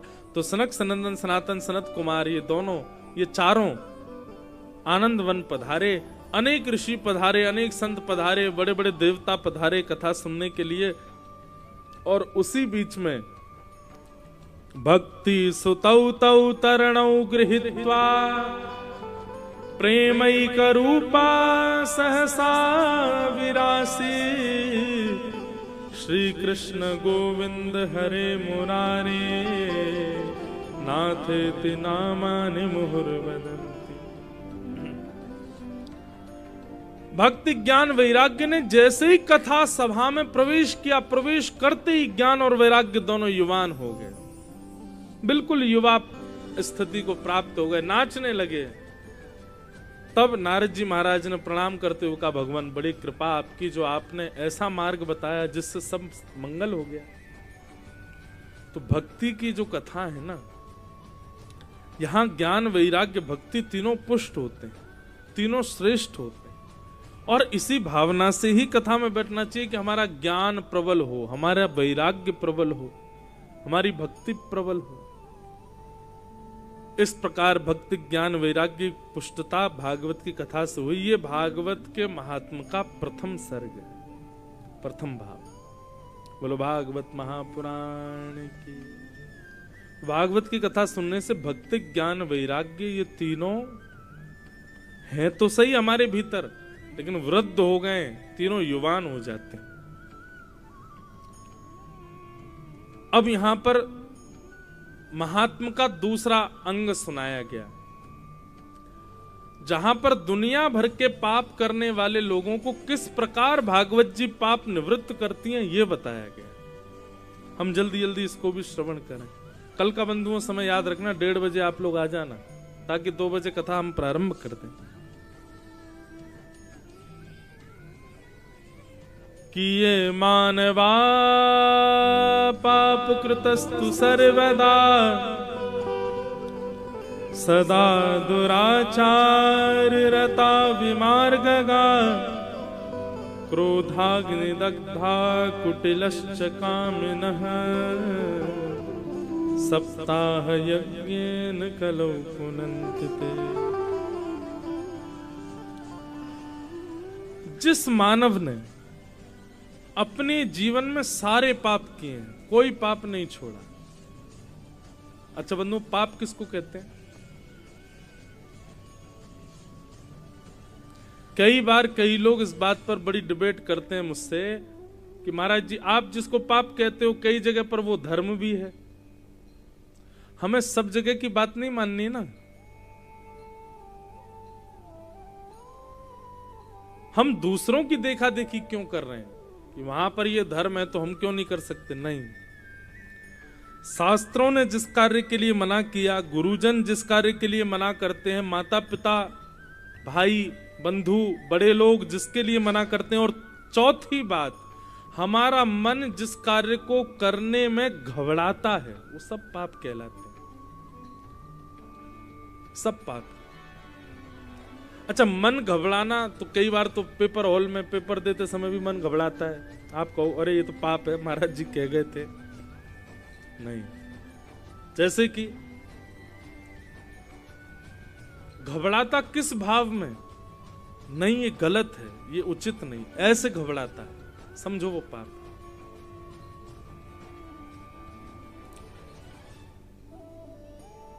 पाप 10 महापाप होते हैं, उनके बारे में कल बताऊंगा मैं। 10 महापाप कौन कौन से होते हैं। तो यहां पर लिखा है कि भाई जिस मानव ने दुनिया के सारे पाप किए हैं, कोई भी पाप नहीं छोड़ा, आप बुरे से बुरे पाप को भी सोच लीजिए, और वो महापापी व्यक्ति भी यदि भागवत जी का आश्रय ले और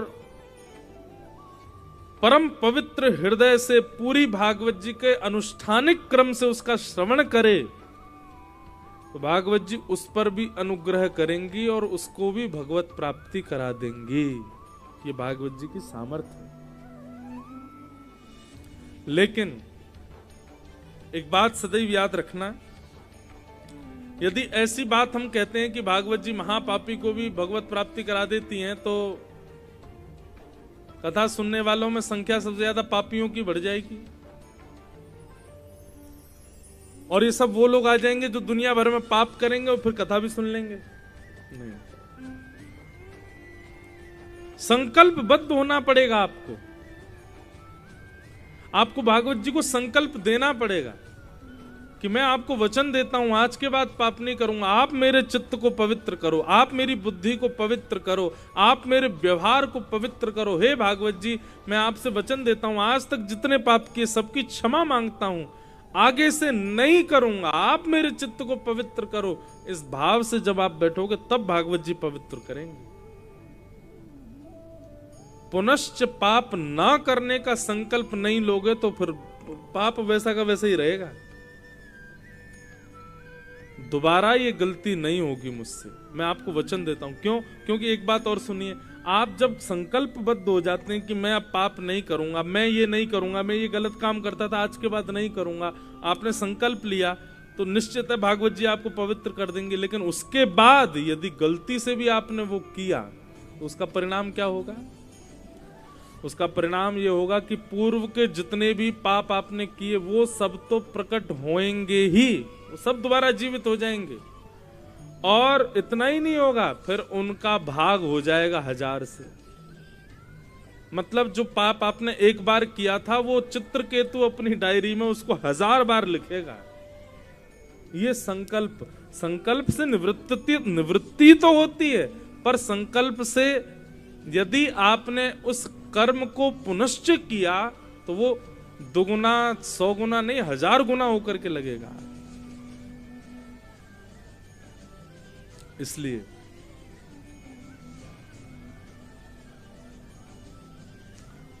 यहां बैठिए, पाप निवृत्त होने के लिए बैठिए, संकल्प दीजिए भागवत जी को कि हम आज के बाद पाप नहीं करेंगे, तब भागवत जी आपके हृदय को पवित्र करेंगे, तब मति पवित्र होगी।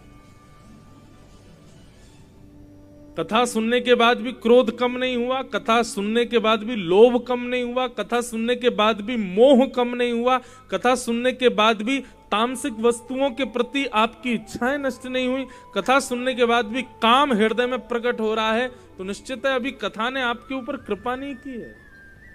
आपने 4 घंटा 7 दिन व्यर्थ किए हैं। बस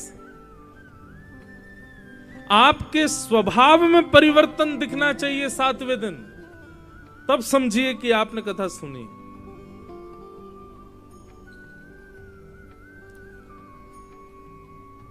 सनत कुमार कहते हैं तो फिर कितना भी बड़ा पापी आ जाए, संकल्पबद्ध होकर कथा सुनेगा, भागवत जी उसके पाप को निवृत्त कर देंगे, नष्ट कर देंगे।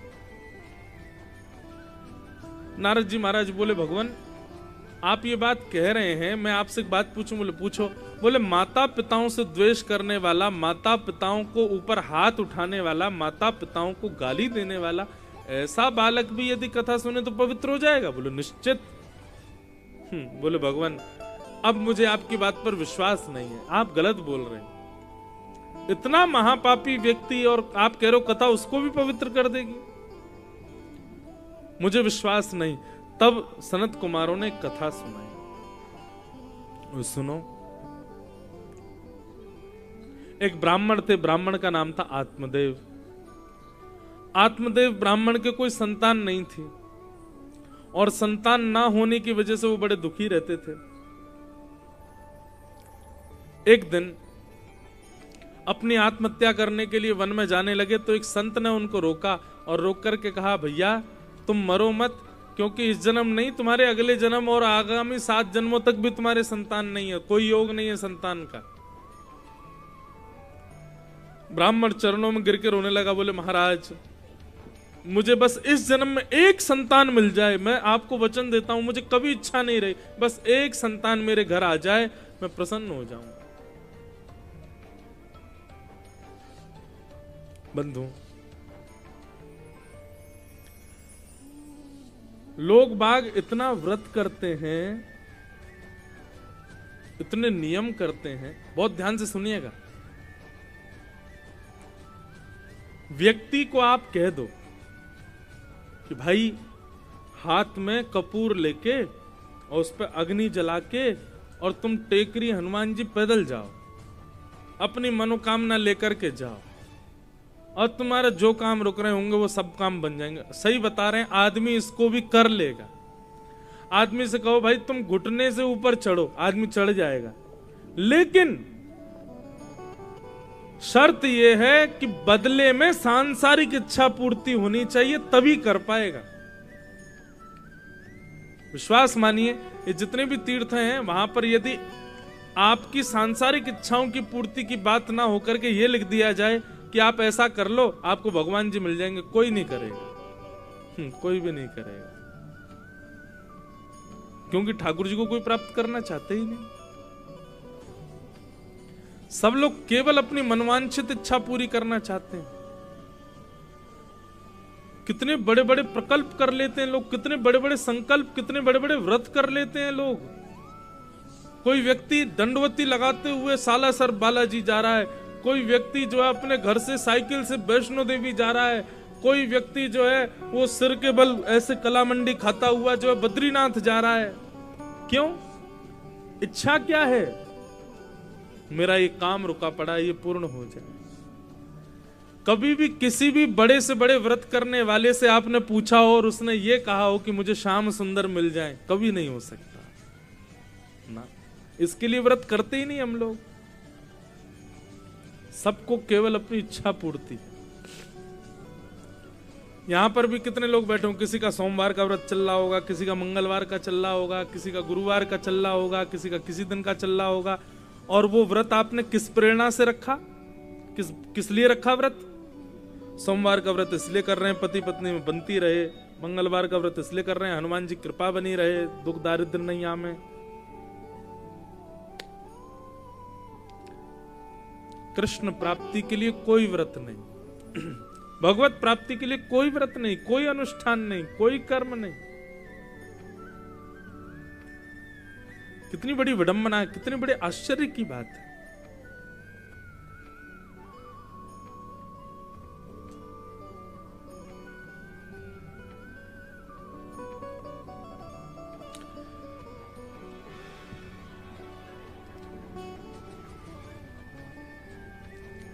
आत्मदेव जी चरणों में गिर गए और संत से कहने लगे, आप कृपा करके मुझे एक संतान दे दीजिए, मैं विश्वास मानिए मैं कुछ नहीं मांगूंगा ठाकुर जी, मुझे कुछ नहीं चाहिए, बस एक संतान मुझे मिल जाए।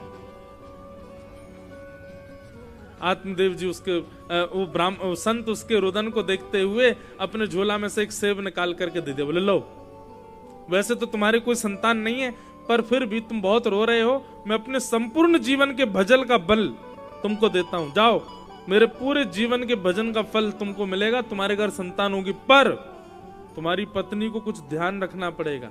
क्या? 5 बातों का ध्यान। 5 बात कौन कौन सी? सत्यम शौचम दया दानम एक भुक्तुम तु भोजनम वर्षावधि स्त्रिया कार्यम तेन पुत्रोति निर्मल। यदि तुम्हारी पत्नी इन 5 नियमों का पालन करेगी तो तुम्हारे पत्नी के गर्भ से एक सुंदर बालक जन्म लेगा। फल खाने के बाद कौन कौन से 5 नियम? जब तक बालक जन्म ना ले असत्य नहीं बोलना है, सत्य बोलना है। दूसरी बात, जब तक बालक जन्म ना ले ये विचार करना है कि वो कभी भी अपवित्र ना रहे, सदैव पवित्रता में रहे, अपरस का ध्यान रखे। सत्यम शौचम। तीसरी बात दया, शत्रु भी सामने आ जाए उस पर भी दया करे। चौथी बात दानम, हर दिन जब तक बालक जन्म ना ले कुछ ना कुछ उसको दान करना चाहिए, अन्न दान करे, जल वस्त्र दान करे, दक्षिणा दान करे, कुछ भी दान करे। और 5वां, तुम्हारी पत्नी को कहना 1 वर्ष जब तक बालक ना हो जाए ज्यादातर फलाहार करे, बस एक समय भोजन करे, बाकी के समय जितना हो सके पौष्टिक फलों का आहार करे। यदि ये 5 नियम तुम्हारी पत्नी ने पालन कर लिए तो मेरे इस फल से तुम्हारे घर संतान हो जाएगी। जाओ। आत्मदेव जी तो नाचने लगे, बोले अरे होगी क्यों नहीं, जरूर होगी, मेरी पत्नी तो मान जाएगी। लेकिन आत्मदेव जी की पत्नी थी धुंधुली, आकर के फल दे दिया, लो देवी इसको खा लो, और ये 5 नियम है इनका पालन कर लेना, हमारे घर संतान होगी। धुंधुली बोली सच बोलना पड़ेगा, और मैं झूठ बोल बोल के जो चाट खाने जाती हूँ वो कैसे करूंगी, फिर नहीं हो पाएगा। पवित्रता का ध्यान रखना पड़ेगा। कई बार तो केवल मुंह धो के आ जाती हूँ, कह देती हूँ मैं नहा ली, वो कैसे होगा। सत्यम शौचम दया। अब दया का दिखावा तो मैं बहुत करती हूँ, लेकिन मुझे चिढ़ तो बहुत होती है सामने वाली से, उसको मैं कैसे करूंगी। इन सब बातों का विचार करते हुए महाराज धुंधुली ने क्या किया, बोले पतिदेव हमारे बड़े भोले हैं, कहीं से फल उठा लाए हैं, किसी ने कह दिया है, ऐसे थोड़ी बालक होते हैं। और यदि इस फल में इतनी सामर्थ्य है तो ठीक है, हमारे घर की गाय बांझ है, इसको खिला देते हैं। गाय को फल खिला दिया, पति से जाकर के कह दिया हाँ मैंने फल खा लिया, अब ये 5 नियमों का पालन करना है, अब यहाँ तो मैं कर नहीं पाऊंगी, मैं जा रही हूँ अपने मायके, वहां जाके इन नियमों का पालन करूंगी, मेरी बहनें, मेरे भाई, मेरी माँ वो सहायता करेंगी मेरी, तो 5 नियम पूरे हो जाएंगे। आपको तो बार बार कहीं ना कहीं जाना पड़ता, अकेले कैसे नियम पूरे होंगे मेरे। आत्मदेव जी बोले ठीक है देवी जाओ। मायके चली गई। वहां पर एक सहेली गर्भवती थी, उसको कहा कि मैं तुझे बहुत सारा धन दूंगी, तेरे 9 बालक हैं, 10वां होने वाला है, धन ले ले, बालक मुझको दे देंगे। और 1 वर्ष के बाद अपनी सहेली के बालक को लेकर के वापस आए। आत्मदेव जी को यह विश्वास दिला दिया कि यह बालक मेरा है। आत्मदेव जी तो नाचने लगे, जय हो देवी, इस बालक का नाम नारायण रखेंगे। नहीं, मेरा नाम धुंधुली, बेटे का नाम धुंधुकारी। अच्छा ठीक है, जैसा तुम्हारा मन, इसका नाम धुंधुकारी।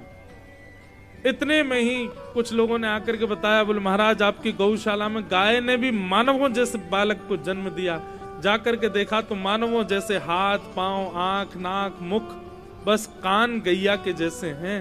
बालक को गोद में लेकर के नामकरण कर दिया, गोकर्ण।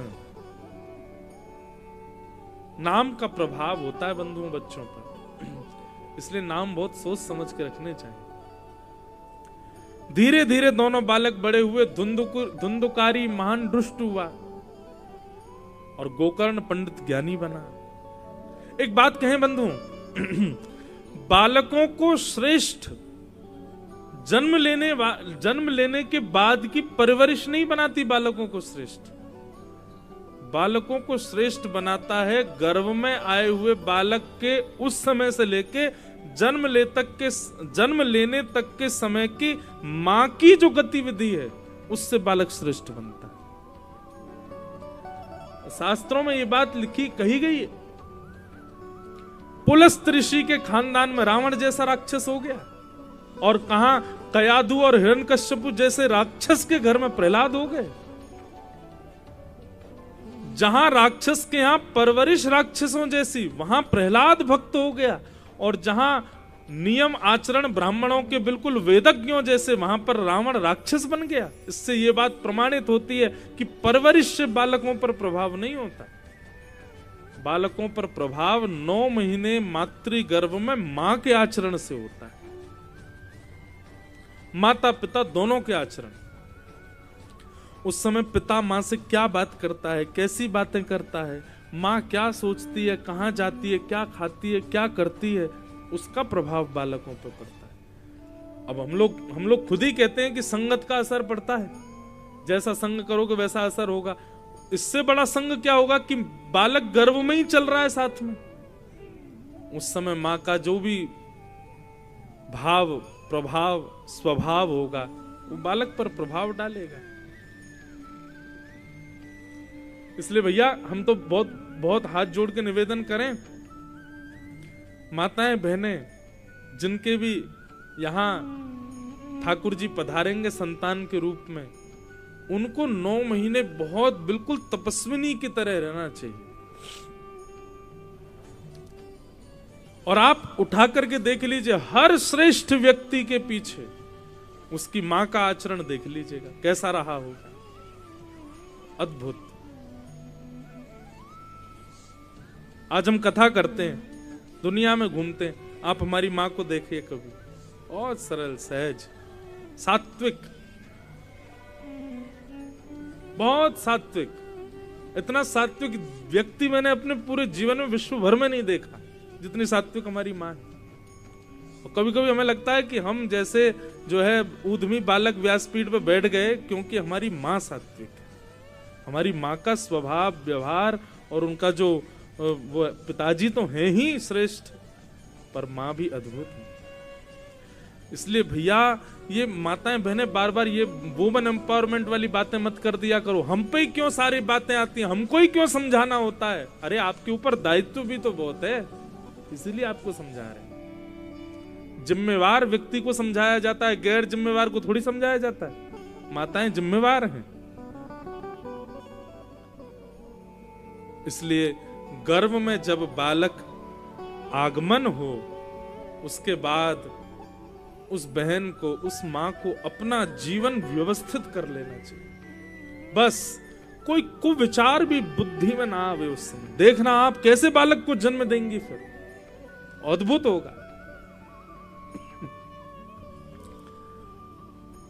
धीरे धीरे दोनों बालक बड़े हुए, धुंधुकारी महान दुष्ट बना, और गोकर्ण पंडित ज्ञानी हुए। धुंधुकारी अपने माता पिता से बहुत धन मांगने लगा। धन ना देने पर उनको गालियां देने लगा, मारने लगा, पीटने लगा, उनके ऊपर कुठाराघात करने लगा। एक दिन मां ने तो कुआं में कूद के प्राण त्याग दिए धुंधुली ने, और आत्मदेव जी घर छोड़ के चले गए। एकांत में जाके रोने लगे, राम राम राम, मैंने कैसा पुत्र मांग लिया, ये इससे बढ़िया तो मैं बिना पुत्र का था। बंधुओं, प्रकृति आपको जो दे रही है उसको प्रसाद समझ के स्वीकार करो, और प्रकृति आपको जो नहीं दे रही है उसको विष समझ के त्याग दो। उसके पीछे मत पड़ो कि ये चाहिए चाहिए मुझे चाहिए, क्योंकि प्रकृति आपको नहीं दे रही इसका मतलब उसमें आपका लाभ नहीं है, इसलिए उसको मांगिए मत। लोग क्या करते हैं, प्रतीक्षा कर ली, कुछ दिन तक नहीं मिला तो फिर महाराज अड़ जाते हैं जिद में, अब तो चाहिए हमें चाहे जो हो जाए। वो लाभकारी नहीं होगा। और ये संदर्भ संतानों के लिए भी है। किसी के यहाँ पुत्री है, पुत्र नहीं है तो वो इसी बात से परेशान, किसी के यहाँ 2 पुत्र होगा, पुत्री नहीं, वो इसी बात, किसी के यहाँ संतान ही नहीं है, वो इसी बात से परेशान। ठीक है भैया, ठाकुर जी जो दे उसको स्वीकार करो, जो नहीं दे रहे इसका मतलब उसको ये समझ लो ये हमारे लिए उपयोगी है ही नहीं, इसलिए ठाकुर जी नहीं दे रहे। उसके लिए इतना चिंता विचार क्यों करना।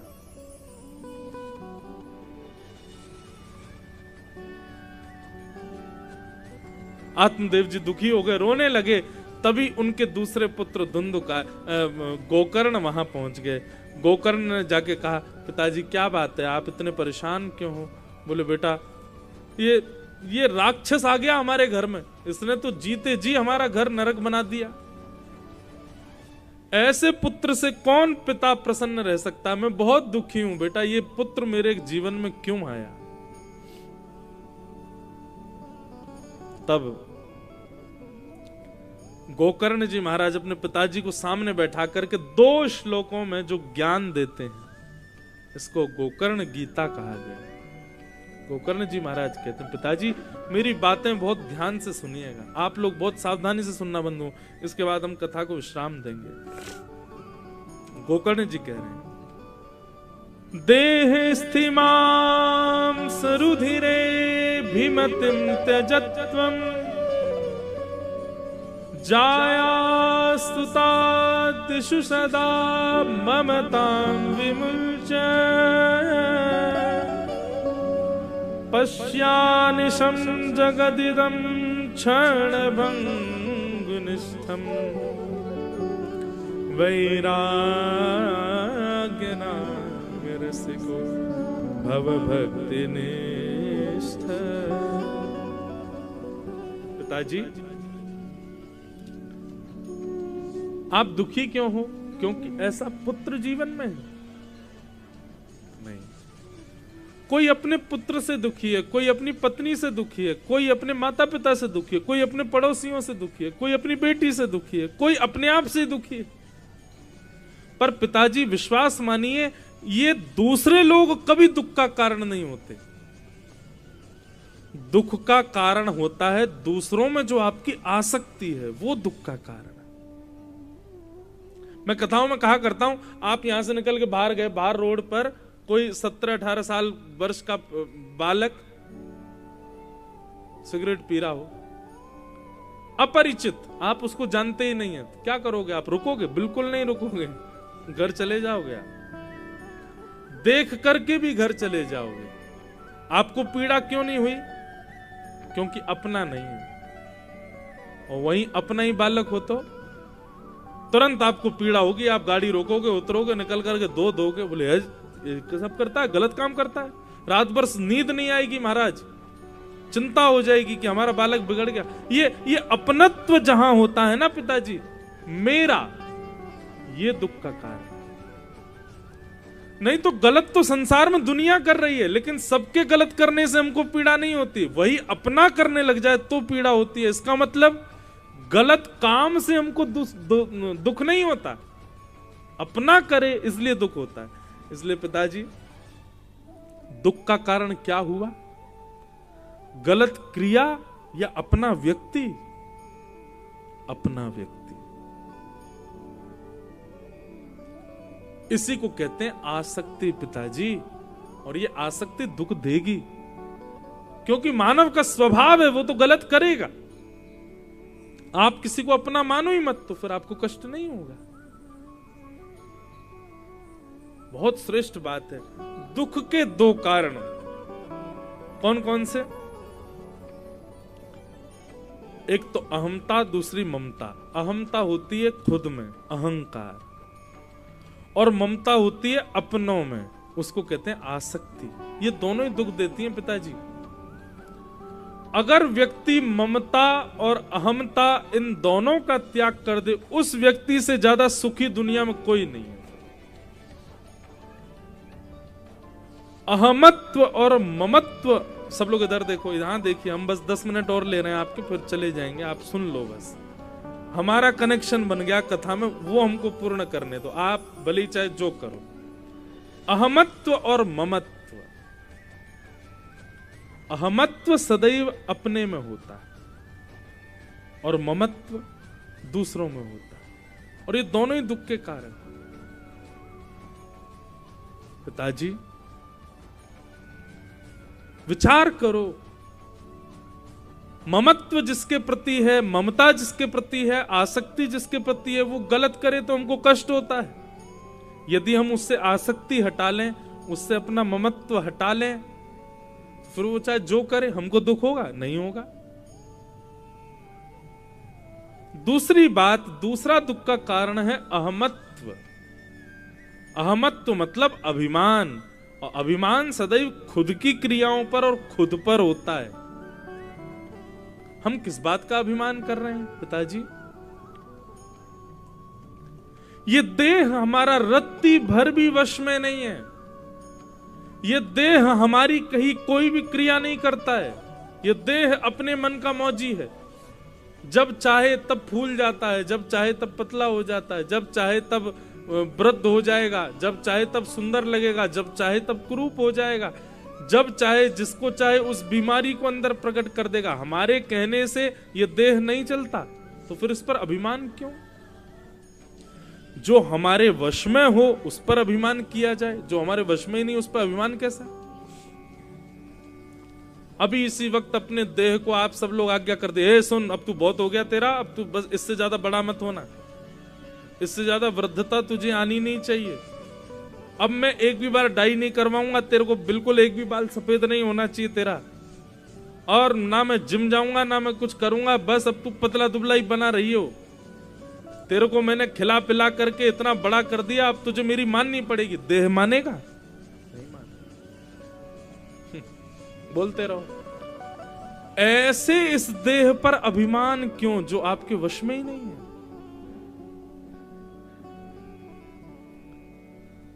अभिमान तो उसका करो ना जो आपकी आज्ञा माने। ये देह मानता नहीं तो फिर इस पर अभिमान क्यों? इन दो बातों को व्यक्ति समझ ले कि अपनों से कभी ममत्व नहीं, प्रेम सबसे करो, बेटा भी मेरा, बेटी भी मेरी, पत्नी मेरी, खूब हृदय से लगाओ, लेकिन ममता नहीं, ममता नहीं, आसक्ति नहीं। आसक्ति होते ही दुख देगी। ऐसी इस देह को खूब नहलाओ, खूब धुलाओ, तिलक विलक लगाओ, खूब कपड़े पहनाओ, लेकिन इस देह पर कभी अभिमान नहीं। ये दो चीजों से जो बच गया व्यक्ति, उसको जीवन में कभी कोई संसार की कितनी भी बड़ी विषाद आ जाए उसको कोई दुखी नहीं कर सकता। पिताजी इन दो बातों को समझ लीजिए। और क्या करें?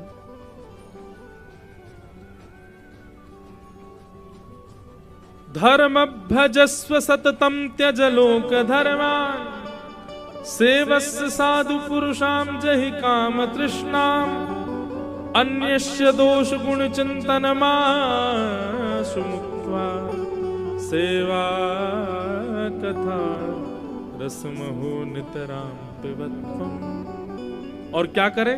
बोले धर्म को भजो, लोक धर्म का त्याग करो। सेवस्य साधु, लोक धर्म किसको कहते हैं बंधु? दूसरों को रिझाने में जो हम लोग लगे रहते हैं, ये भी रीझ जाए, वो भी रीझ जाए, ये भी मेरे से रीझ जाए, ये भी मेरा हो जाए, इससे मेरा ये काम बन जाए, इसको लोक धर्म कहते हैं। ये लोक धर्म में रहने वाले लोग बड़े दुखी रहते हैं, सबको रिझाने में ही लगे रहते हैं, सबको मना पटाने में लगे रहते हैं। इसको इंग्लिश में कहते हैं बटरिंग करना, सबको मक्खन लगाते रहते हैं, उसके सामने उसके से, दूसरे के सामने दूसरे के से। इसको लोक धर्म कहते हैं। लोक धर्म का त्याग करो। अरे रूठे चाहे राजा वासे कछु ना काजा, एक तू ही महाराजा और कौन पास जाएंगे। रूठे चाहे भाई वासे कछु ना भलाई, एक तू ही है सहाई और कौन को सराएंगे। रूठे चाहे शत्रु और मित्र आठों याम, एक तेरे चरणन के नेह को निभाएंगे।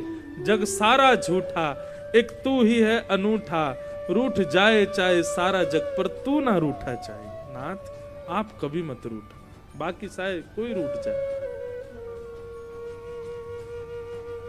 इसलिए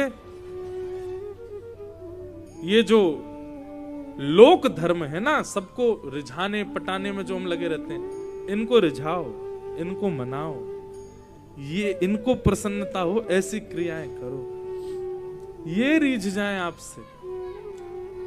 भैया ये बालक तो आपके बड़े ऊधम मचा रहे हैं, कल से नेक नेक मैयाओं खूब ऊधम मचान दो, लेकिन यूं को बालकों ने एक धीरे आवाज में कर लो। हमारे माइक फेल कर दिए इनने तो।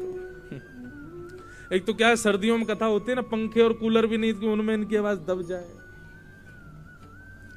क्या बता रहा था मैं?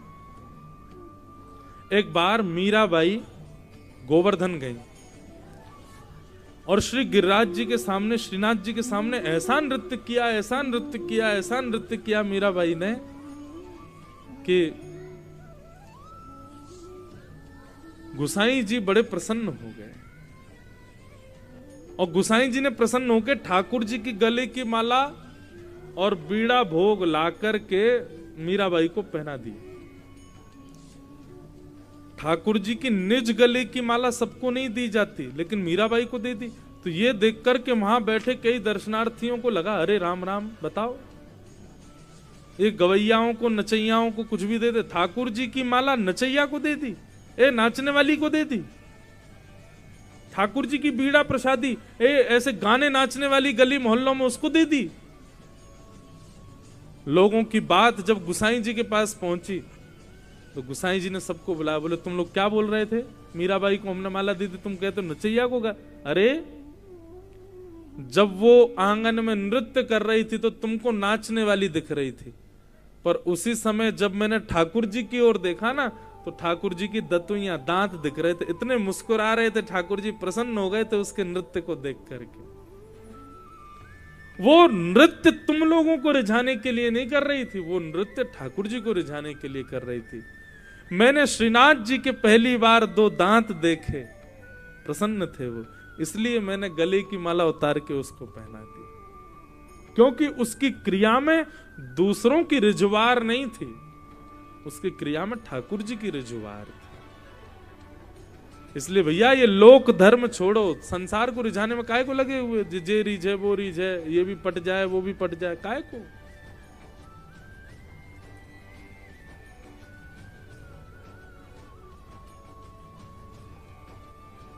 एक हम जाते हैं, जगह जगह जाते हैं, कहीं दर्शन करने गया तो मेरे बगल में कोई व्यक्ति बैठे, तो कोई बहुत बड़े राजनेता के कुछ थे, वो बोले महाराज जी मेरा नंबर ले जाओ, आप इस क्षेत्र में कभी भी आओ, कोई दिक्कत हो मुझे एक फोन कर देना, आपके आगे पीछे जे कर देंगे वो कर देंगे। ठीक है भैया, दे दिया, ले गए।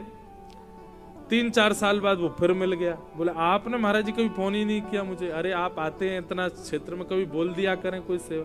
मैंने भाई अब तुमको रिझाने पटाने में कब तक लगे रहे, हम उनसे ही फुर्सत नहीं मिलती हमको, उनकी कथा गाने और उनकी सेवा से फुर्सत मिले तब तो किसी और को रिझाएं, और मिल ही नहीं रही तो फिर कहां तक बोलते रहें, कैसे, कब तक किसको रिझाते रहेंगे? वो रिझे रहे बस, हमसे सब काम बनते रहेंगे अपने आप। इसलिए भैया लोक धर्म का त्याग करो, क्यों? लोक धर्म का निर्वहन करने वाला व्यक्ति वो धार्मिक नहीं बन पाता।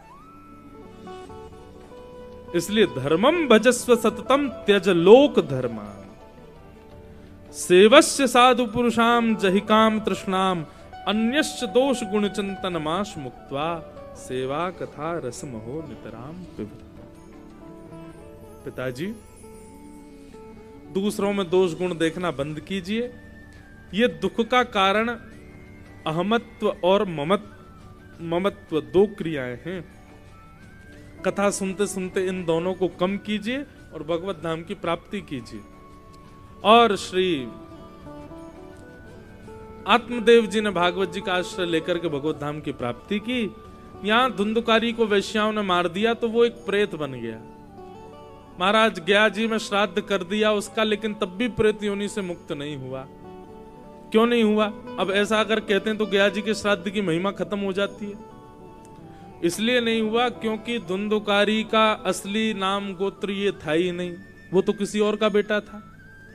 तो धुंधली उसको लेके आ गई थी, उसका गोत्र ही दूसरा था, उसका ये गोत्र था ही नहीं जो आत्मदेव जी का गोत्र था। इसलिए उसका जो पिंडदान आदि हो रहा था गया जी में उसको लग ही नहीं रहा था, क्योंकि उसका गोत्र दूसरा था।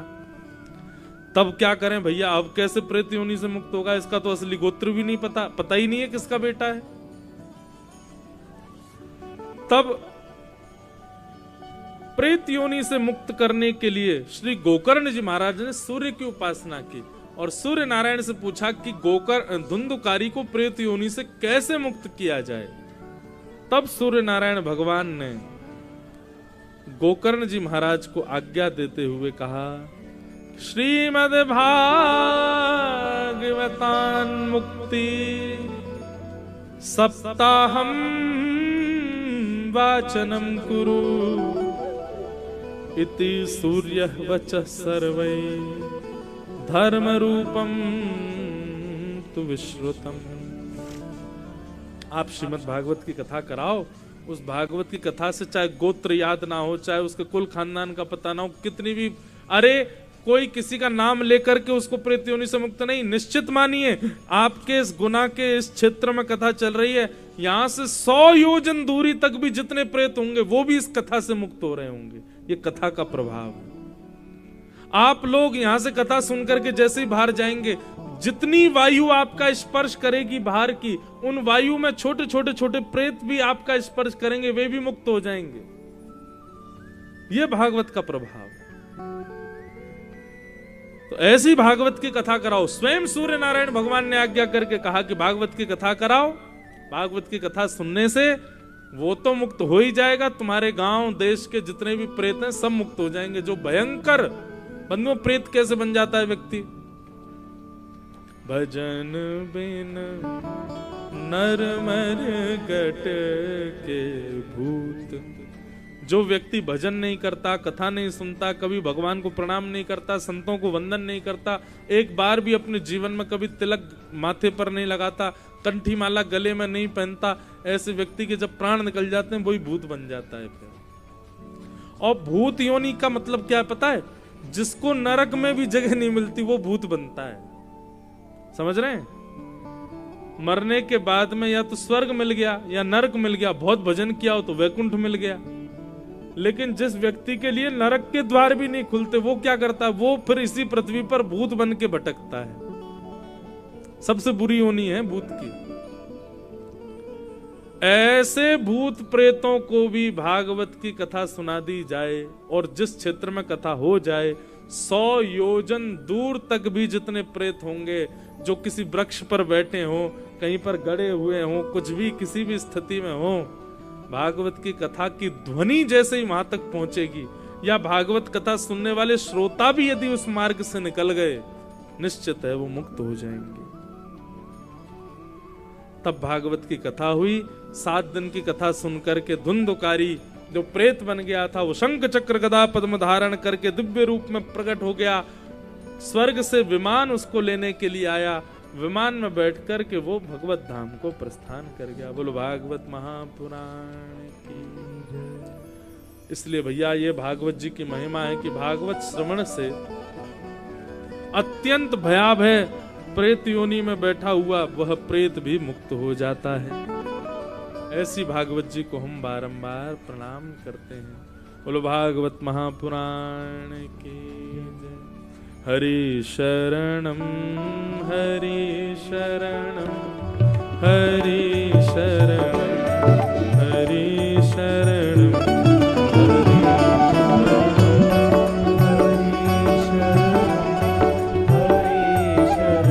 करताल बजा के गाओ। आप लोग देखो क्या बढ़िया शॉल स्वेटर जैकेट सब पहन के बैठे हो। हम एक कुर्ता में हैं बस, भीतर कुछ नहीं है, इनर फिनर कुछ नहीं। हम कथा कर ही नहीं पाता, मैं ज्यादा पहन लूं कपड़े तो। फिर भी देखो 4 घंटा बोल रहे हैं, इतने थके हारे बीमार हैं। आप लोग तो सब ठीक हो, फिर काहे को ऐसे कंजूसी करो। बढ़िया करताल बना करके उच्च स्वर में गाओ। हरि शरणम हरि शरणम हरि शरणम हरि शरणम।